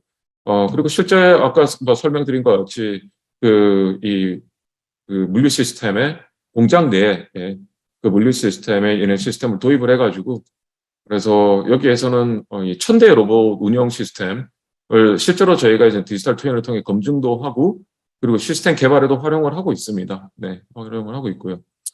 그리고 이런 시스템을 도입을 통해 가지고 실제 이 효율을 극대화시키고 투자비도 저희가 이런 솔루션을 활용을 했을 때 20% 이상 감소를 할 수 있다. 이 로봇 한 대가 6천만 원이거든요. 네, 그럼 1000대면은 저희가 수백억을 절감을 할 수 있다라는 것을 저희가 실제로 보였습니다. 이거는요. 네. 그리고 이거는 이번에 저희가 하노우 메스에서 출품한 저희가 디지털 트윈 솔루션이고요. 150대의 로봇을 동시제어 커뮤니케이션 하면서 하는 솔루션을 이번에 저희가 그 하노우 메스에서 보였습니다. 네. 그리고 실제 SK10론에서 저희 솔루션이 딜리버리 됐고요. 그리고 보통 이런 솔루션이 들어가면은 한 석 달 정도는 막 상주를 해서 개발을 하세요. 네, 그런데 그게 아니라 저희는 디지털 트윈에서 테스트하고 검증을 하고 그리고 실제 디플로이 할 때만 저희 그 엔지니어들이 가서 바로 디플로이를 하고 성공적으로 지금 활용을 하고 있습니다. 네. 또 한편으로는 뭐 아까 제가 잠시 언급을 드렸는데요. 요즘 뭐 공장에서 무인 공장 도입을 하고 그리고 또 무인이라는 것이 이런 의미죠. 이게요. 그 공장이 사람을 완전 배제한다 이게 아니고요. 기존에 사람이 필요한 이유는 공장이 계속 변할 때마다 사람이 개입을 해가지고 그 변화하는 환경에 맞게 다시 또 사람이 뭔가 이 시스템을 다시 만드는 그런 역할을 했지만요. 그런데 무인이라는 의미는 이제는 바뀌는 환경도 스스로 이제는 그것을 어답티브하게 대응을 한다 이런 의미입니다. 예. 그리고 또 한편으로는 램핑업 엔지니어링이라고 하는데요. 공장을 새로 지을 때 그 공장이 외관이 완성되면 그때부터 이제 설비가 입고되고 자동화 시스템들이 이제 도입되고 인스톨되고 이런 과정을 거치는데 그래서 양산까지 가는 과정인데요. 그런데 그 과정이 굉장히 고통스럽습니다. 이게요. 그리고 또 가장 큰 문제는 뭐냐? 이 설비는 설비, 그 다음에 뭐 자동화 장비는 자동화 장비, IT 시스템 따로따로 개발해서 만들면은 이게 뭐 95점, 100점인데 이걸 합쳐놓으면은 30점, 40점밖에 안 되는 거예요. 그러면 공장에서부터 이제 다 뭐 난리가 납니다. 그때부터는요. 네, 그래서 그런 뭐 어려움들이 많은데, 이런 어려움들을 이제 공장에서 뭔가 이제 문제를 해결하자. 이때부터는 굉장히 스트레스 받는 일들이 발생을 하고요. 네. 그런데 이것을 공장 들어가기 전에 가상 환경에서 서로 합을 맞춰보자라는 그런 개념들을 저희가 정형화하고 있습니다. 이건 연구로요. 네. 그래서 이러한 연구들을 하고 있고, 그래서 여기에서도 실제로 그 공장 환경에서 지금 이 MES, 그나마 공장 운영 시스템, 컨베이어 벨트, AGV 다 업체가 다 달라요. 네. 그런데 이걸 딱 합쳐놓으니까 그때부터 막 문제가 생기는 거죠. 그래서 이런 것들을 사전에 검증할 수 있는 이 테스트 베드를 가상 환경에서 만들자 이런 것들을 현재 좀 진행을 하고 있습니다. 네. 그래서 정리를 하자면요, 인공지능과 디지털 트윈 활용 시스템 효율성, 가능성을 설명을 드렸고요. 그게 이제 시뮬레이션과 디지털 트윈의 차이, 그리고 또 디지털 트윈을 활용을 해서 이제 실제로 램핑업을 한 케이스도 이렇게 설명을 드렸습니다. 네, 이상입니다. 네, 감사합니다. 예, 장 교수님 고맙습니다. 지금 그동안 그 말로만 들었던 그 디지털 트윈 실정 사례를 소개를 해주셨습니다. 아주 감동 깊게 잘 봤습니다. 네, 감사합니다. 지금 이제 두 분이 서로 나누고 싶은 이야기들도 많이 있을 것 같습니다. 지금 이제 그 온라인으로 보고 있는 분들도 계시는데 지금 유튜브로도 나가고 있어서 막 질문하시는 분들이 있으면 우리가 거기 답변을 하는 걸로 하고 우선 이제 두 분이 서로 교차 이제 질문들이 있으시면 서로 좀 하시면 좋지 않을까 생각이 듭니다. 근데 우선 이제 두 분 그 논의하시기 전에 제가 이제 그 들으면서 조금 느꼈던 게 앞에 장 교수님은 뭐 메타버스 전문가가 아니라고 하시지만 사실 메타버스에서 가장 중요한 부분이 또 디지털 트윈이기도 해서 이제 현실과 가상을 연결시키는 그 매개체로서 디지털 트윈의 역할이 꽤 큰 것 같습니다. 다만 좀 차이라고 한다면 이 메타버스라는 게 결국은 가상 세계여서 사람들이 거기에서 일상의 활동을 하게 만드는 부분인데 장 교수님 쪽에서 보여주신 거는 주로 이제 기계 장치나 로봇이 사람을 대체해서 다양한 활동들을 하는 뭐 그런 정도 차이가 있지. 사실은 뭐 하고 있는 시뮬레이션들이 메타버스에서도 굉장히 중요한 영역이어서 아마 뭐 조건 박사님 지금 사업 단장으로서 하시면서 아마 궁금한 점이 굉장히 많이 있으실 것 같습니다. 예, 어떻게 할까? 우리 잠깐 뭐 쉬시겠습니까? 아니면 그냥 계속 이어서 할까요? 지금 발표하시고 뭐 그냥 이어서 그냥 할까요? 네, 뭐 저는 뭐, 네, 다 괜찮습니다. 좋습니다. 네. 예, 예. 그럼 뭐 계속 이어서 하시죠. 네. 우선 그 조건 박사님 발표 지금 이제 우리 그 메타버스 거기도 사실은 메타버스를 위한 이제 기술이라기보다는 우리는 이제 원격 협업이라는 차원에서 연구를 시작을 했고 이제 지금 원격 협업을 대규모로 하다 보니까 당연히 이제 그 메타버스에서 필요로 하는 그 협업 이제 일상의 활동 이런까지도 지원할 수 있는 이제 기술로서 지금 연구를 진행을 하게 돼 있는데 뭐 지금 그 사업을 이끌어가고 계시는 입장에서 보시면 아마 장 교수님 발표가 굉장히 흥미로울 것 같습니다. 또 장 교수님 입장에서는 또 이제 사람들은 많이 안 다루지만 또 사람들이 거기에 개입되면 어떻게 될까. 지금 이제 아까 보여주신 그 공장 시뮬레이션 같은 경우도 실제 공장에서 사람이 전혀 없는 건 아니고 이제 그 시설을 관리하는 사람들도 있을 거고 중간중간 사람들의 개입이 있을 텐데 디지털 트윈에서 지금 현재 사람은 어떤 형식으로 그 트윈 시뮬레이션에 반영이 되는지 뭐 그런 것도 사실 좀 궁금하기도 합니다.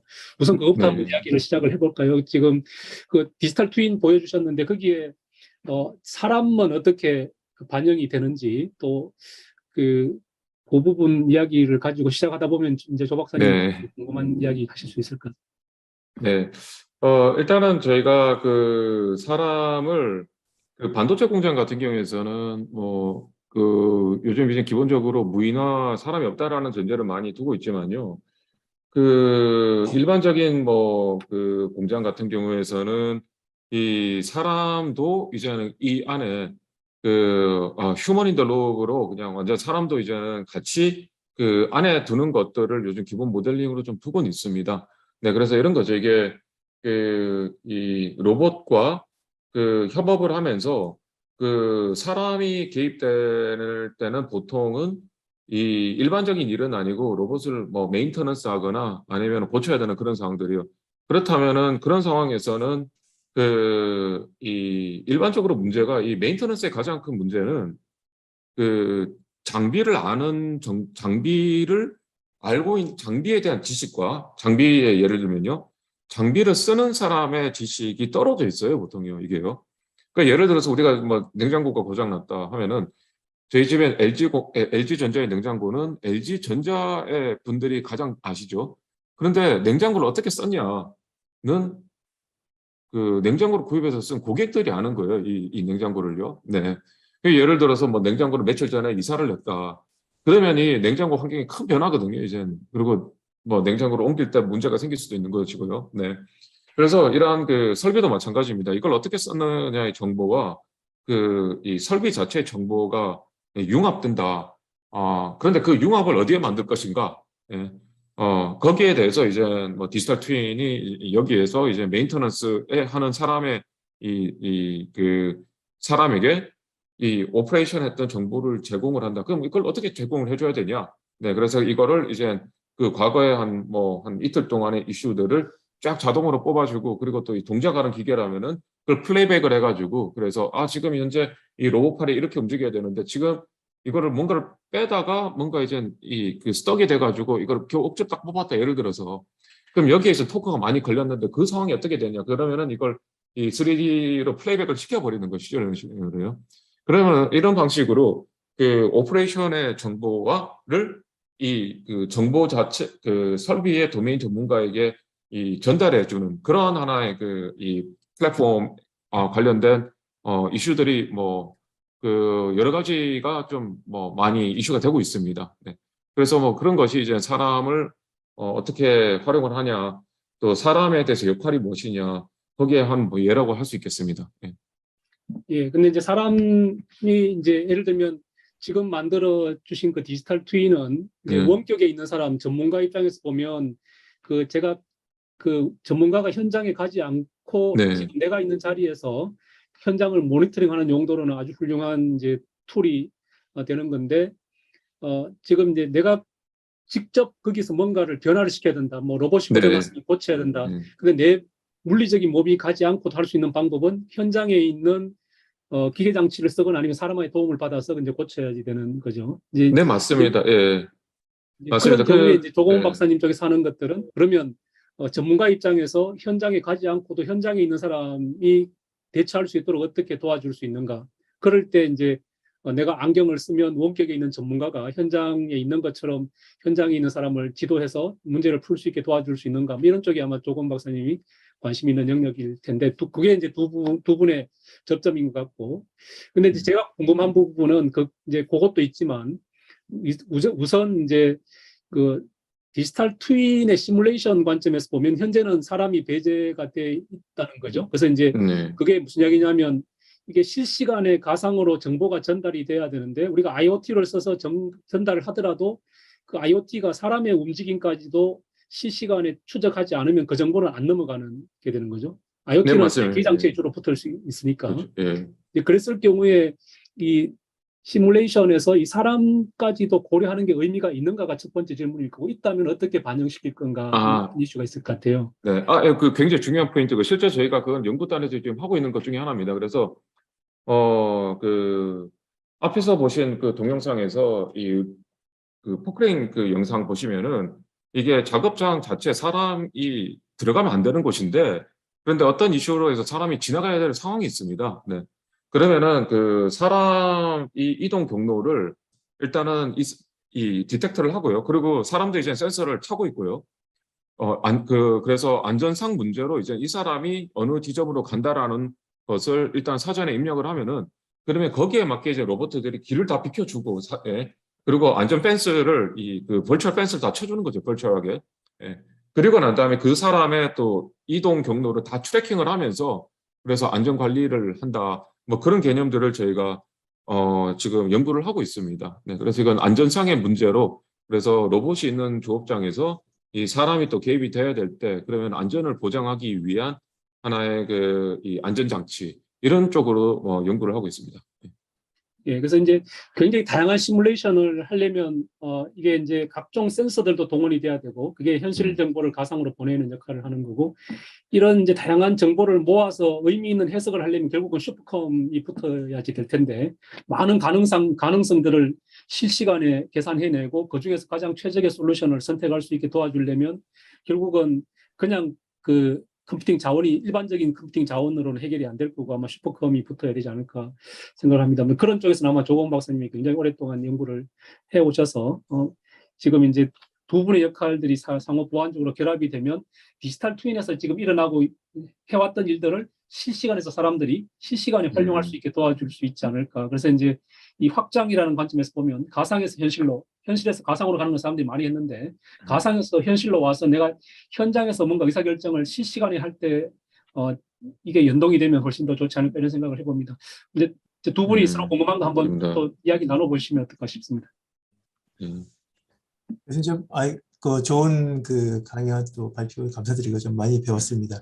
네, 저도 많이 배웠습니다. 여쭤보고 싶은 거는 사실은 그게 이제 디지털 트윈에서 가상과 현실이 이렇게 되면서 아까 그 물류 체인 어떤 공자동화, 그러니까 오토노머스 형태로 가는 그런 큰 의미 있을 텐데 그러면 사실 고민 중에 하나의 그 제조의 흐름이 많은 그 로봇이 움직이지 않습니까? 그러면 사실 그게 서로의 성능이 초기에 동일하게 만들어졌을 수 있어도 그게 시간이 지나면서 사실은 노후화되는 거나 이런 것이 상당히 차이가 날 수 있고 그것이 사실 에러를 많이 발생할 수 있는 여지가 텐데 그게 이제 에뮬레이터 뭐 시뮬레이터를 만들어서 그걸 했을 때는 그게 이제 타임 디펜던시가 혹시 있게 현재 이렇게 되는데 그거를 설계했을 때는 사실 그게 그 장비들 로봇이 연한이 있지 않습니까? 사실 그런 어느 정도 되면 그럼 이런 것들이 약간 복잡적인 그 문제가 됐을 텐데 그거를 할 때 에이징 뭐 타임에 대한 시리즈에 대한 어떤 그거에 또 집어넣어서 그것들을 최적화시켜서 인공지능에서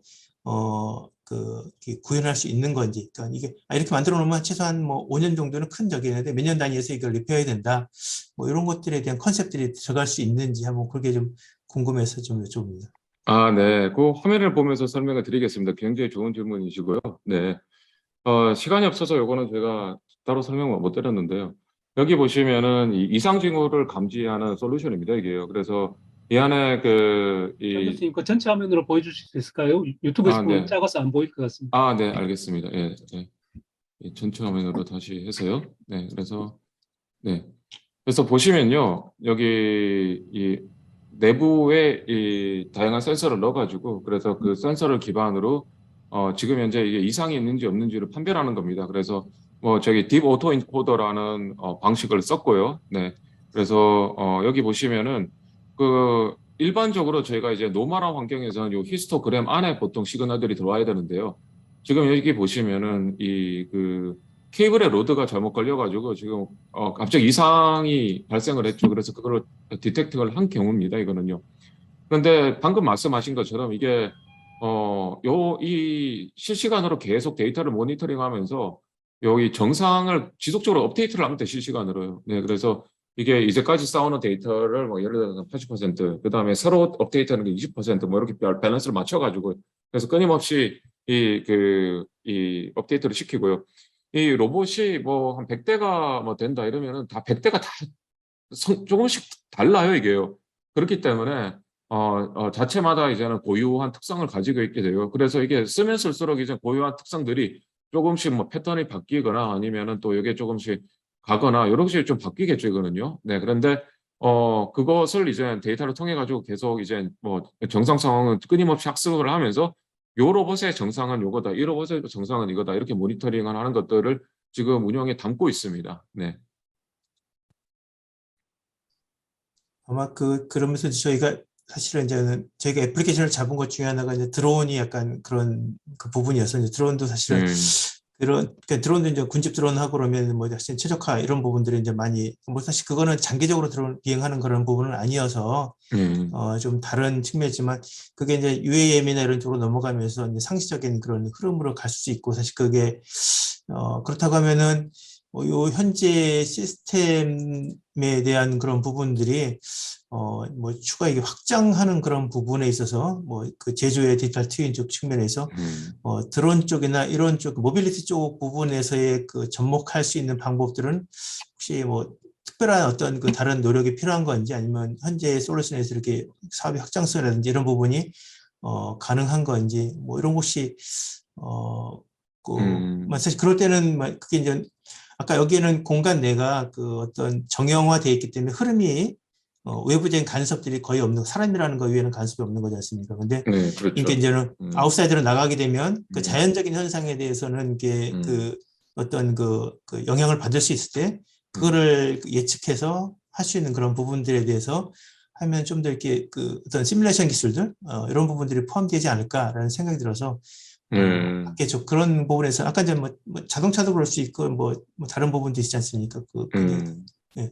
어떻게 생각하시는지 뭐 그런 부분에서 좀 뭐 사업에 또 영향을 넓힌다든지 고민하시는 분 아니 뭐 그런 선도적 연구하시는 분들에 대한 혹시 내용이 좀 있으시면 공유해 주시면 네. 감사하겠습니다. 뭐 아무래도 저는 뭐 제조 도메인 쪽에 집중을 하다 보니까요. 다른 도메인 쪽을 뭐 말씀드리기에는 좀 한계가 있는 것 같고요. 네. 그런데 일단 요런 그 디지털 트윈이라는 것 자체에 저희가 그 방법론에 집중을 하기보다는요. 네. 저희는 이 공장 운영에 문제가 있다. 예를 들어 그 문제 중심의 문제를 해결을 하려고 계속 저희들이 노력을 했고 그런데 하다 보니까는 이게 디지털 트윈이네 이렇게 좀 된 경우거든요. 그래서 과거에는 이제 시뮬레이션으로 검증을 하고 또 시뮬레이션을 학습을 하고 그런데 실시간으로 연결해야 된다. 그러면 이제 IoT나 이런 쪽을 접근을 했고 근데 이게 이제는 사람한테 이게 검증을 했을 때 이 인터페이스 사람하고 인터페이스 제공하는 그게 이제 실시간에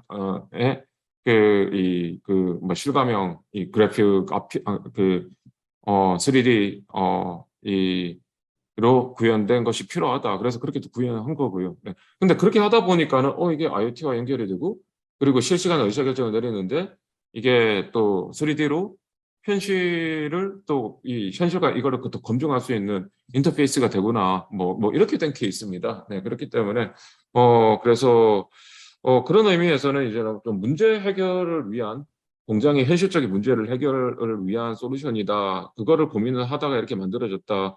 뭐 그런 거기 때문에 그래서 지금 이게 구현된 것이 뭐 다른 도메인에 지금 어떻게 뭐 구현이 될까 그까지는 저는 아직은 뭐 생각은 좀 못 해봤는데요.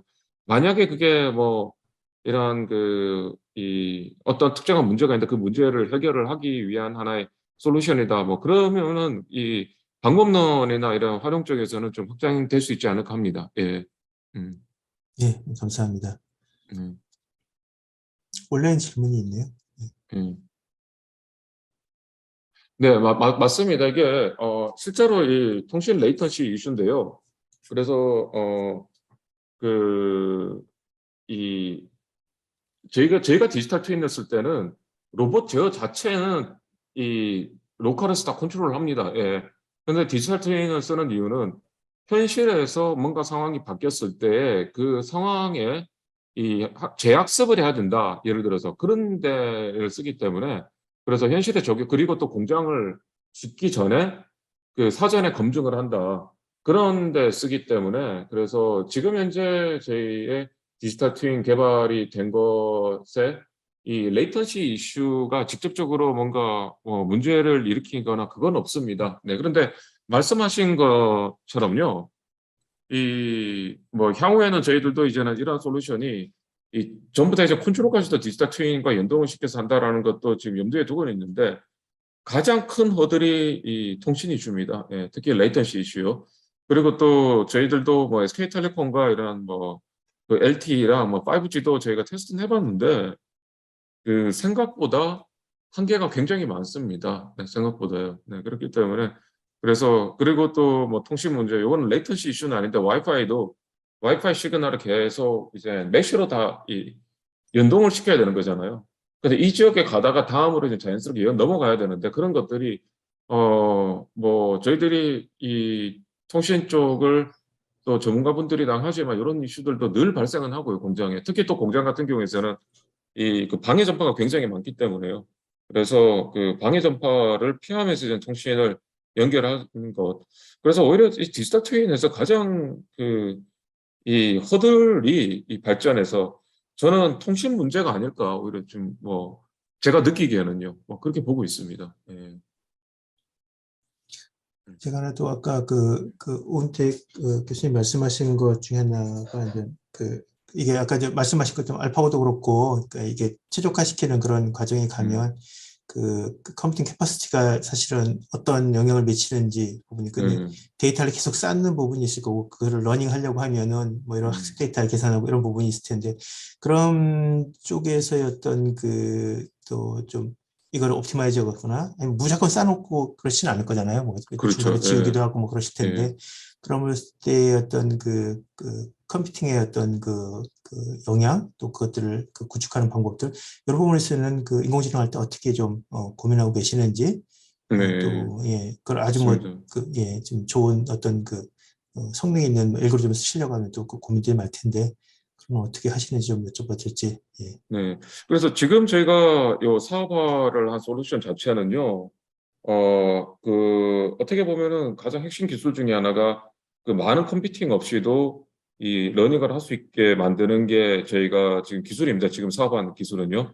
그런데 이걸 하다 보니까는 고객들의 요구가 이제 물류 쪽만 자동화 설비만 하지 말고 실제 설비도 좀 하자라는 요구가 굉장히 많아요.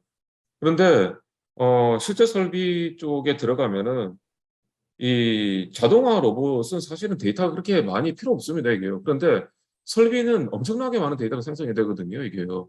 그리고 그런 데이터를 또, 뭐, 모은다. 그래서 지금 현재는 또 엣지 단에서 처리를 하고 필요한 것만 올려주기 때문에 그렇게 하는 방법도 있지만은 또 여기에도 또 한계가 많기 때문에 그래서 뭐 말씀하신 대로 이제 컴퓨팅 파워는 계속 필요하지 않을까라는 거고요.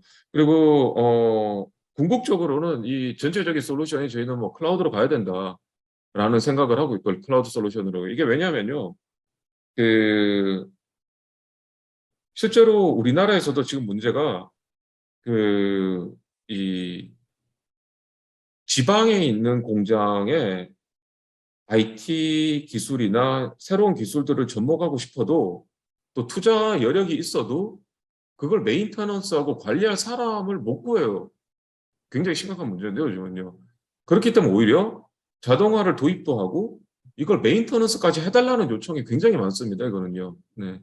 그렇기 때문에 그러려면 이제는 클라우드로 다 연결을 하고 이걸 이제 원격으로 다 관리를 해야 되는 것이죠. 이거는요. 네. 그러려면은 그리고 또 이제 원격으로 모든 것들을 다 이제 처리를 해야 된다. 그러면 아무래도 이제 이 클라우드 기반으로 이 그 로컬로서 하는 게 아니라 이제 클라우드로 한다라면은 그렇다면은 이제 뭐 클라우드 컴퓨팅 그리고 또 이 원격으로 이제 많은 데이터를 수집을 해가지고 학습을 한다. 그러면은 이제 컴퓨팅 파워는 더욱더 뭐 많이 필요해지겠죠. 네. 그래서 저는 요거를 제안을 한 게 뭐 사실 우리나라 대기업들이 또 자체적으로 투자 여력도 있고 자체적으로 뭐 프라이빗 클라우드를 많이 쓰기 때문에 그렇게 하지만은 중소 중견기업 같은 경우에는 이거를 정부에서 좀 지원을 해주는 게 좋지 않을까. 그런데 이러한 클라우드 플랫폼을 이 뭐 일반적인 사업자가 하지만은 그래도 이러한 인프라는 정부에서 조금 이 그 협업 플랫폼으로 한번 좀 만들어 보면 좋지 않을까. 뭐 그런 생각을 뭐 계속 이렇게 뭐 건의는 드리고 있습니다. 예. 예. 아마 반영되는 거는 아마 할 수 있는 그런 거는 여러 개 있을 것 같기도 하고요. 하나 네. 여쭤보고 싶은 거는 저희랑도 관계되는 부분인데 아까 이제 그렇게 하면은 이게 원격 협업이라는 부분이 들어가면 사실은 네. 좀 더 넓게 보면은 이제 사람이 많이 들어가지는 않지만 좀 MRO 네. 컨셉에 대한 내용들도 좀 나올 수 있을 것 같거든요. 네. 물류 자동화에 대한 포커스이기 때문에 어떤 경로에 대한 최적화 거기에 대해서 그 간섭들을 좀 미니마이즈 시키면서 이제 자동화시키는 그런 일들 부분에 더 나아가면 그 디바이스가 들어가면 물론 좀 거기에 이제 MRO 컨셉이 들어갈 수 있을 텐데 네. 사실 그러면 저는 리페어 들어가는 그런 부분에 있어서는 좀 여러 가지 일이 들어갈 것 같거든요. 그럼 그 물리 자동화라는 이런 오토노머스한 형태에 가면서 MRO 컨셉들이란 것들을 이렇게 가미시키면서 디지털 트윈으로 나갈 수 있는 그런 방법들은 없는 건지 사실 그러다 보면은 저는 정밀한 아까 어떤 그 영상 데이터라든지 네. 어떤 시뮬레이션 한다든지 뭐 이런 부분에서 상당히 이제 결합된 사실 저희는 이제 그런 부분들을 많이 고민을 하는 부분이거든요. 그래서 네. 그 정밀한 게 들어와서 어느 컨셉에서 MR 컨셉에 일부 들어가면 거기에는 사실 통신 이슈도 많이 있지만 그 현장의 상황들을 나한테 아주 정밀하게 정확하게 이렇게 디텍트해서 전해줘야 되고 또 그것이 의사결정을 똑바로 가려고 하면 AR 이런 컨셉에서 확실하게 그것들에 대한 인포메이션을 줘야 되기 때문에 그런 컨셉이 많이 필요한데요. 혹시 이제 이렇게 옵티머스하는 그런 물리적화와 MR 컨셉들을 이렇게 넘어갈 수 있는 그런 방법들이 있는지 한번 좀 궁금해서 여쭤봅니다. 예, 뭐 사실 그 관련된 컨셉들을 많이 고민을 했었고요. 그리고 또 실제로 저희들도 디바이스 홀로렌즈 1, 홀로렌즈 2 실제로 저희들이 또 구매를 해가지고 거기 많은 솔루션들도 저희가 한번 또 개발을 진행해 본 적도 있습니다. 예, 그래서 근데 한 가지는 이슈가 그래서 이런 거죠. 이제 그 공장이 지방에 많이 있기 때문에 그래서 그 중소기업에서 뭔가 이 설비를 구매를 해서 운영을 하고 있는데 그 설비가 고장났다. 그러면은 이 설비를 만든 업체가 이 대기업이 아니면은 이 대부분의 업체들이 이 메인터넌스하는 조직을 갖추고 있는 경우가 많이 없어요. 그러다 보면 실제로 엔지니어가 지방까지 다 내려서 출장 왔다 갔다 해야 되고 그래서 그런 어려움들이 많기 때문에 그래서 그걸 이제 원격으로 한다라는 것을 제가 좀 봤는데요. 근데 그거를 하면서 가장 큰 이슈 중에 하나가 이거더라고요, 이게요. 이 디바이스 자체가 그래서 홀로렌즈 2로 저희들도 한번 테스트를 해봤는데 문제는 딱 공장을 기계 설비가 고장이 나서 원격으로 이제 도움을 받아서 고치고 싶다. 그러면은 딱 기계만 보여주고 싶지 공장의 내부나 모습을 이 외부로 나가는 게 굉장히 거부감이 있어요. 네. 이러한 공장, 특히 공장 내에 이러한 그 설비나 어떤 설비를 쓰고 있고 또 공장 내에 어떤 환경이다. 이거는 공장이 어떻게 보면은 굉장히 큰 자산이거든요, 이게요. 그런데 그래서 이런 것이 딱 거기에 필요한 것만 영상이 송출이 되고 나머지는 외부로 송출이 안 될 수 있는 그런 기술들이 있어야지 좀 어느 정도 좀 가능하지 않을까 이런 생각도 좀 했었고요. 네. 근데 말씀하신 것처럼 MRO 쪽도 저희들이 지금 계속 고민하는 분야 중에 하나입니다. 네. 감사합니다. 제가 그래서 예, 말씀하시죠. 예, 그리고 저도 그래서 협업 쪽을 좀 계속 말씀을 주시는데요. 예, 그런데 뭐 어쨌든 저도 뭐 제가 생각하는 것도 특히 공장의 램핑업 하는 것도 어떻게 보면은 같은 협업이거든요, 이게요. 그래서 그 공장에 들어가서 그러니까 이 설비 만드는 업체, 로봇 만드는 업체, 그다음에 이 소프트웨어 만드는 업체, 그다음에 뭐 제조, MES, MCS 뭐 이 IT 업체 이게 각각 다 개발을 해서 공장에 이제 입고가 딱 될 때 딱 맞춰보면은 이게 그때부터 난리가 나는 거예요, 이게요. 네. 그렇기 때문에 이 가상 공간에서 이제 최대한 많은 테스트를 지금 해야 된다라는 것은 지금 니즈가 굉장히 좀 강한 거예요. 왜냐하면 우리나라 이 제조업이 그 과거에는 인건비 싼 데로 뭐 중국에서 이제 베트남, 인도네시아 이런 식으로 갔다라면은 이제는 오히려 미국이나 유럽 선진국으로 가고 있거든요. 근데 이 미국 같은 경우에서는 이 제대로 뭔가를 딱 만들고 딱 그 레고 블록처럼 다 되지 않으면은 우리나라처럼 뭐 협력업체 당장 뭐 불러다가 뭔가 조치를 취고 이게 불가능하지 않습니까? 이런 것들이요. 그래서 그런 리더가 굉장히 강합니다. 요즘은요. 특히 뭐 2차 전지 같은 경우에서는 뭐 내년만 하더라도 뭐 공장이 미국 내만 하더라도 한 12군데인가 3군데 이렇게 또 지어야 되는 상황에서 이런 니즈가 굉장히 강하고 어떻게 보면 이런 기술들이 좀 사전에 좀 많이 연구가 되고 나왔으면서 지금 현재 이런 것들이 좀 사업화가 좀 많이 됐었어야 되는데 조금 니즈에 비해서는 아직까지는 좀 가야 될 길이 좀 있다 뭐 좀 그렇게 보고 있습니다. 예. 예. 예, 이어서 지금 뭐 그 온라인에서는 조금은 박사님한테 질문도 올라와 있는데 잠깐 살펴봐 주시고 예, 그 사이에 이제 제가 이제 그 장 교수님한테 질문 드리고 싶은 것들은 아까 시뮬레이션 여러 가지 보여주셨는데 그 아까 시뮬레이션 보여주시면서 이게 내비게이터 또는 내비게이션하고 비슷하다 이렇게 말씀을 하셨는데 저는 그 일부분 공감을 하면서 이게 내비게이션하고 같으면 안 되는 거 아닐까 하는 생각도 좀 들었습니다. 그게 뭐냐 하면 지금 이제 이 내비게이션의 기본 목표는 우리가 시작점에서 끝점이 있는 거고 그 사이를 어떻게 갈 건지를 지금 계산을 해내는데 주변 환경의 변화는 지금 현재 있는 그 내비게이터는 대부분 고려 안 하는 거죠. 다 스태틱한 걸로 생각을 그렇죠. 하는 건데 디지털 트윈이 공장에서 쓰여지려면 굉장히 다이내믹한 환경에서 이게 시뮬레이션을 해야지 되지 않을까요? 이제 그런 측면이다 그러면 거기에 있는 많은 컴포넌트들이 그 인터랙션이 가능한 그래서 뭔가 변화가 가능한 걸 고려해야지 제대로 된 시뮬레이션이 되지 않을까. 그래서 지금 예를 들면 그 로봇이 움직이는데 그 로봇의 움직임이라는 게 환경이 고정되어 있는 상태에서 로봇 움직임만 고려할 게 아니고 환경에서 생길 수 있는 돌발 상황까지도 우리가 고려를 해야 이게 제대로 된 시뮬레이션이 될 텐데 지금 이 디지털 트윈의 수준이 현재 어디까지를 지금 이제 고려하는 건지 좀 궁금해졌습니다. 네, 말씀하신 게 맞고요. 그리고 뭐 앞으로 좀 나갈 방향이기도 합니다. 네. 지금 현재 저희가 진행하고 있는 거는 물류 자동화 로봇에만 좀 한정이 되어 있고요. 지금 현재는요. 네, 그런데 아까 이야기 드린 것처럼 뭐 저희들이 이런 거를 하고 어느 정도 이제 가능성을 입증을 하니까는 그 설비 자체도 이제 연결을 시키면 안 되냐는 요구가 굉장히 많아요. 네. 근데 아직까지는 저희들이 이런 설비 연결에 대해서는 그 데이터 처리 기술이나 아니면 또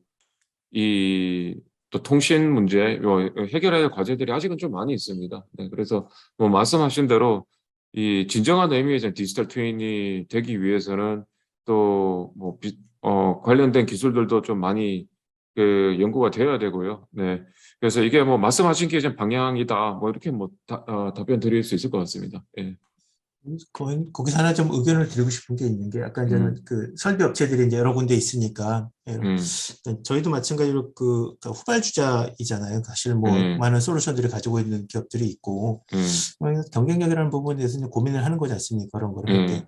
그 중에 하나의 생각이 아까 설비 업체가 여러 개 있을 때 아니면 그러니까 이런 메타버스 환경이나 디지털 트윈에서 솔루션을 가지고 있는 기업들이 그 엔비디아가 이제 그 US라는 걸 포맷을 두는 것처럼 이게 그 어느 한편에 어떤 iOS나 표준이 있다고 하면은 그 데이터의 어떤 것들을 담을 수 있는 그릇의 어떤 그 포괄적인 그 데이터베이스 설계 그다음에 이 부분이 있어서 저희도 그런 고민을 하는 거니까 다른 게 들어왔을 때 경쟁력이 그 어떤 그 마음을 바꾸거나 다른 게 있을 때 이제 플러그인 시켰을 때 자동적인 호환이 되면서 이제 큰 문제 없이 접근할 수 있는 그런 형태 그런 부분이 있다고 하면 좀 더 이렇게 그 영역을 넓혀갈 수 있는 그런 방법도 되지 않을까 그래서 한번 네, 저희가 생각하는 그런 맞습니다. 고민도 예, 한번 좀 말씀드려봤고요. 네, 여기 저희 감사합니다.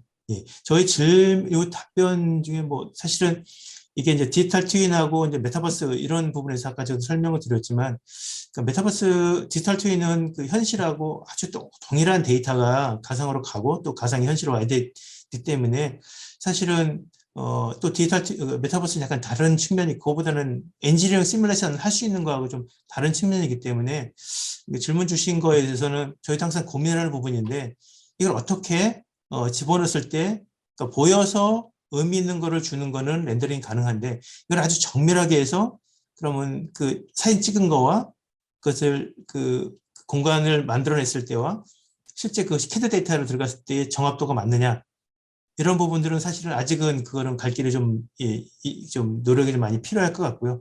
저희가 하는 과제에서는 그래서 그런 부분에 있어서는 이제 데이터베이스를 쌓는 노력들을 좀 하려고 합니다. 그래서 그 이제 건설 쪽 분야에서는 BIM 데이터가 있는데 BIM 데이터를 아주 경량화시키는 방법들, 그 다음에 그것이 이제 렌더링을 통해서 갔을 때 그 레이어 단으로 가면서 좀 더 그 좀 큰 데이터를 올려놓고 엣지 단에서 놓을 거와 이제 그 클라우드 단에서 놓을 거를 다르게 두면서 그것들을 실제 구축했을 때 차이가 안 날 수 있게 그런 방법을 찾기는 하고 있고요. 그래서 그런 부분들로 이렇게 만들어가는 부분이고 그게 실제로 그냥 그 엔터테인이나 이렇게 좀 보는 거, 협업하는 거 이런 부분에서는 좀 좀 정합이 안 맞아도 될 그런 부분이지만 실제 엔지니어링 시뮬레이션 할 때는 기초 데이터의 그 퀄리티를 가지고 일을 시작한다 이렇게 좀 말씀드리고 싶습니다.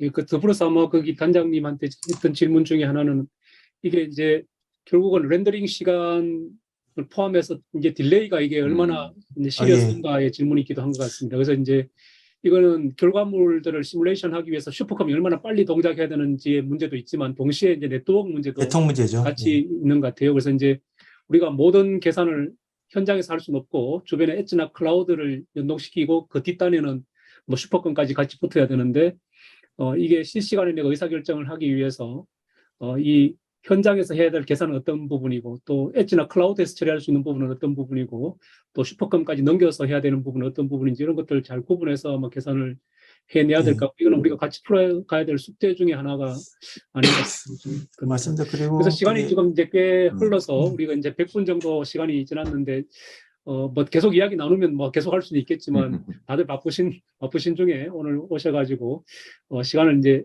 이 정도에서 마무리를 좀 해야지 될 것 같습니다. 그래서 마무리 발언 조금씩 하시고 정리하면 어떨까 합니다. 지금 먼저 그러면 예, 조건부터 먼저 짧게 예. 마무리 발언 예, 하시고 인사하시고 그러면 이제 우리 같이 이제 인사하고 끝내면 될 것 같습니다. 알겠습니다. 저도 이렇게 토론할 수 있고 또 이렇게 여러 내용들 또 배울 수 있어서 너무 감사하고요. 사실은 저희가 제가 이걸 처음에 들어와서 얘기를 할 때 어떤 주제를 얘기해야 될 건가 이 생각 좀 많이 했었거든요. 저 백그라운드 측면도 있고 또 과제하는 측면도 있는데 아까 말씀하신 것처럼 대화를 하다 보니까 약간의 다른 그런 측면도 있지만 이게 접목될 부분도 많이 있구나. 그래서 아까 이제 교수님 말씀하신 그런 부분에서 또 이제 원격 협의라는 부분들을 결합시키면서 또 그것들을 저희도 이제 또 하는 영역들을 넓혀갈 수 있는 그런 부분들도 찾을 수 있는 기회가 됐었고요. 앞으로도 이런 부분에 있어서는 오늘 이 자리가 처음 자리가 아니고 끝나는 자리가 아니고 처음 자리를 통해서 지속적으로 그런 또 교류나 이런 부분들을 만들었으면 좋겠고 오늘 이제 오디오 이렇게 온라인으로 들으시는 분들도 이런 부분에 대해서 관심 있으시다고 하면 언제 연락 주시면 같이 협력해서 이렇게 메타버스 디지털 트윈 발전하는 데 같이 나아갔으면 좋겠습니다. 네, 고맙습니다. 네, 덕분에 저도 좋은 이야기 많이 들었고요. 그리고 또 생각하지 못한 여러 가지 이슈들도 좀 생각해 볼 수 있는 기회였습니다. 특히 저는 이 메타버스나 디지털 트윈 쪽에서 이쪽 관련된 기술이 사실 복합 융합 기술이지 않습니까? 그래서 통신 이슈도 있고 네트워크 이슈, 데이터베이스 이슈, 그리고 그래픽 이슈, 거기에 이제 또 하드웨어가 연결이 되니까요. 저희 같은 경우에서는요.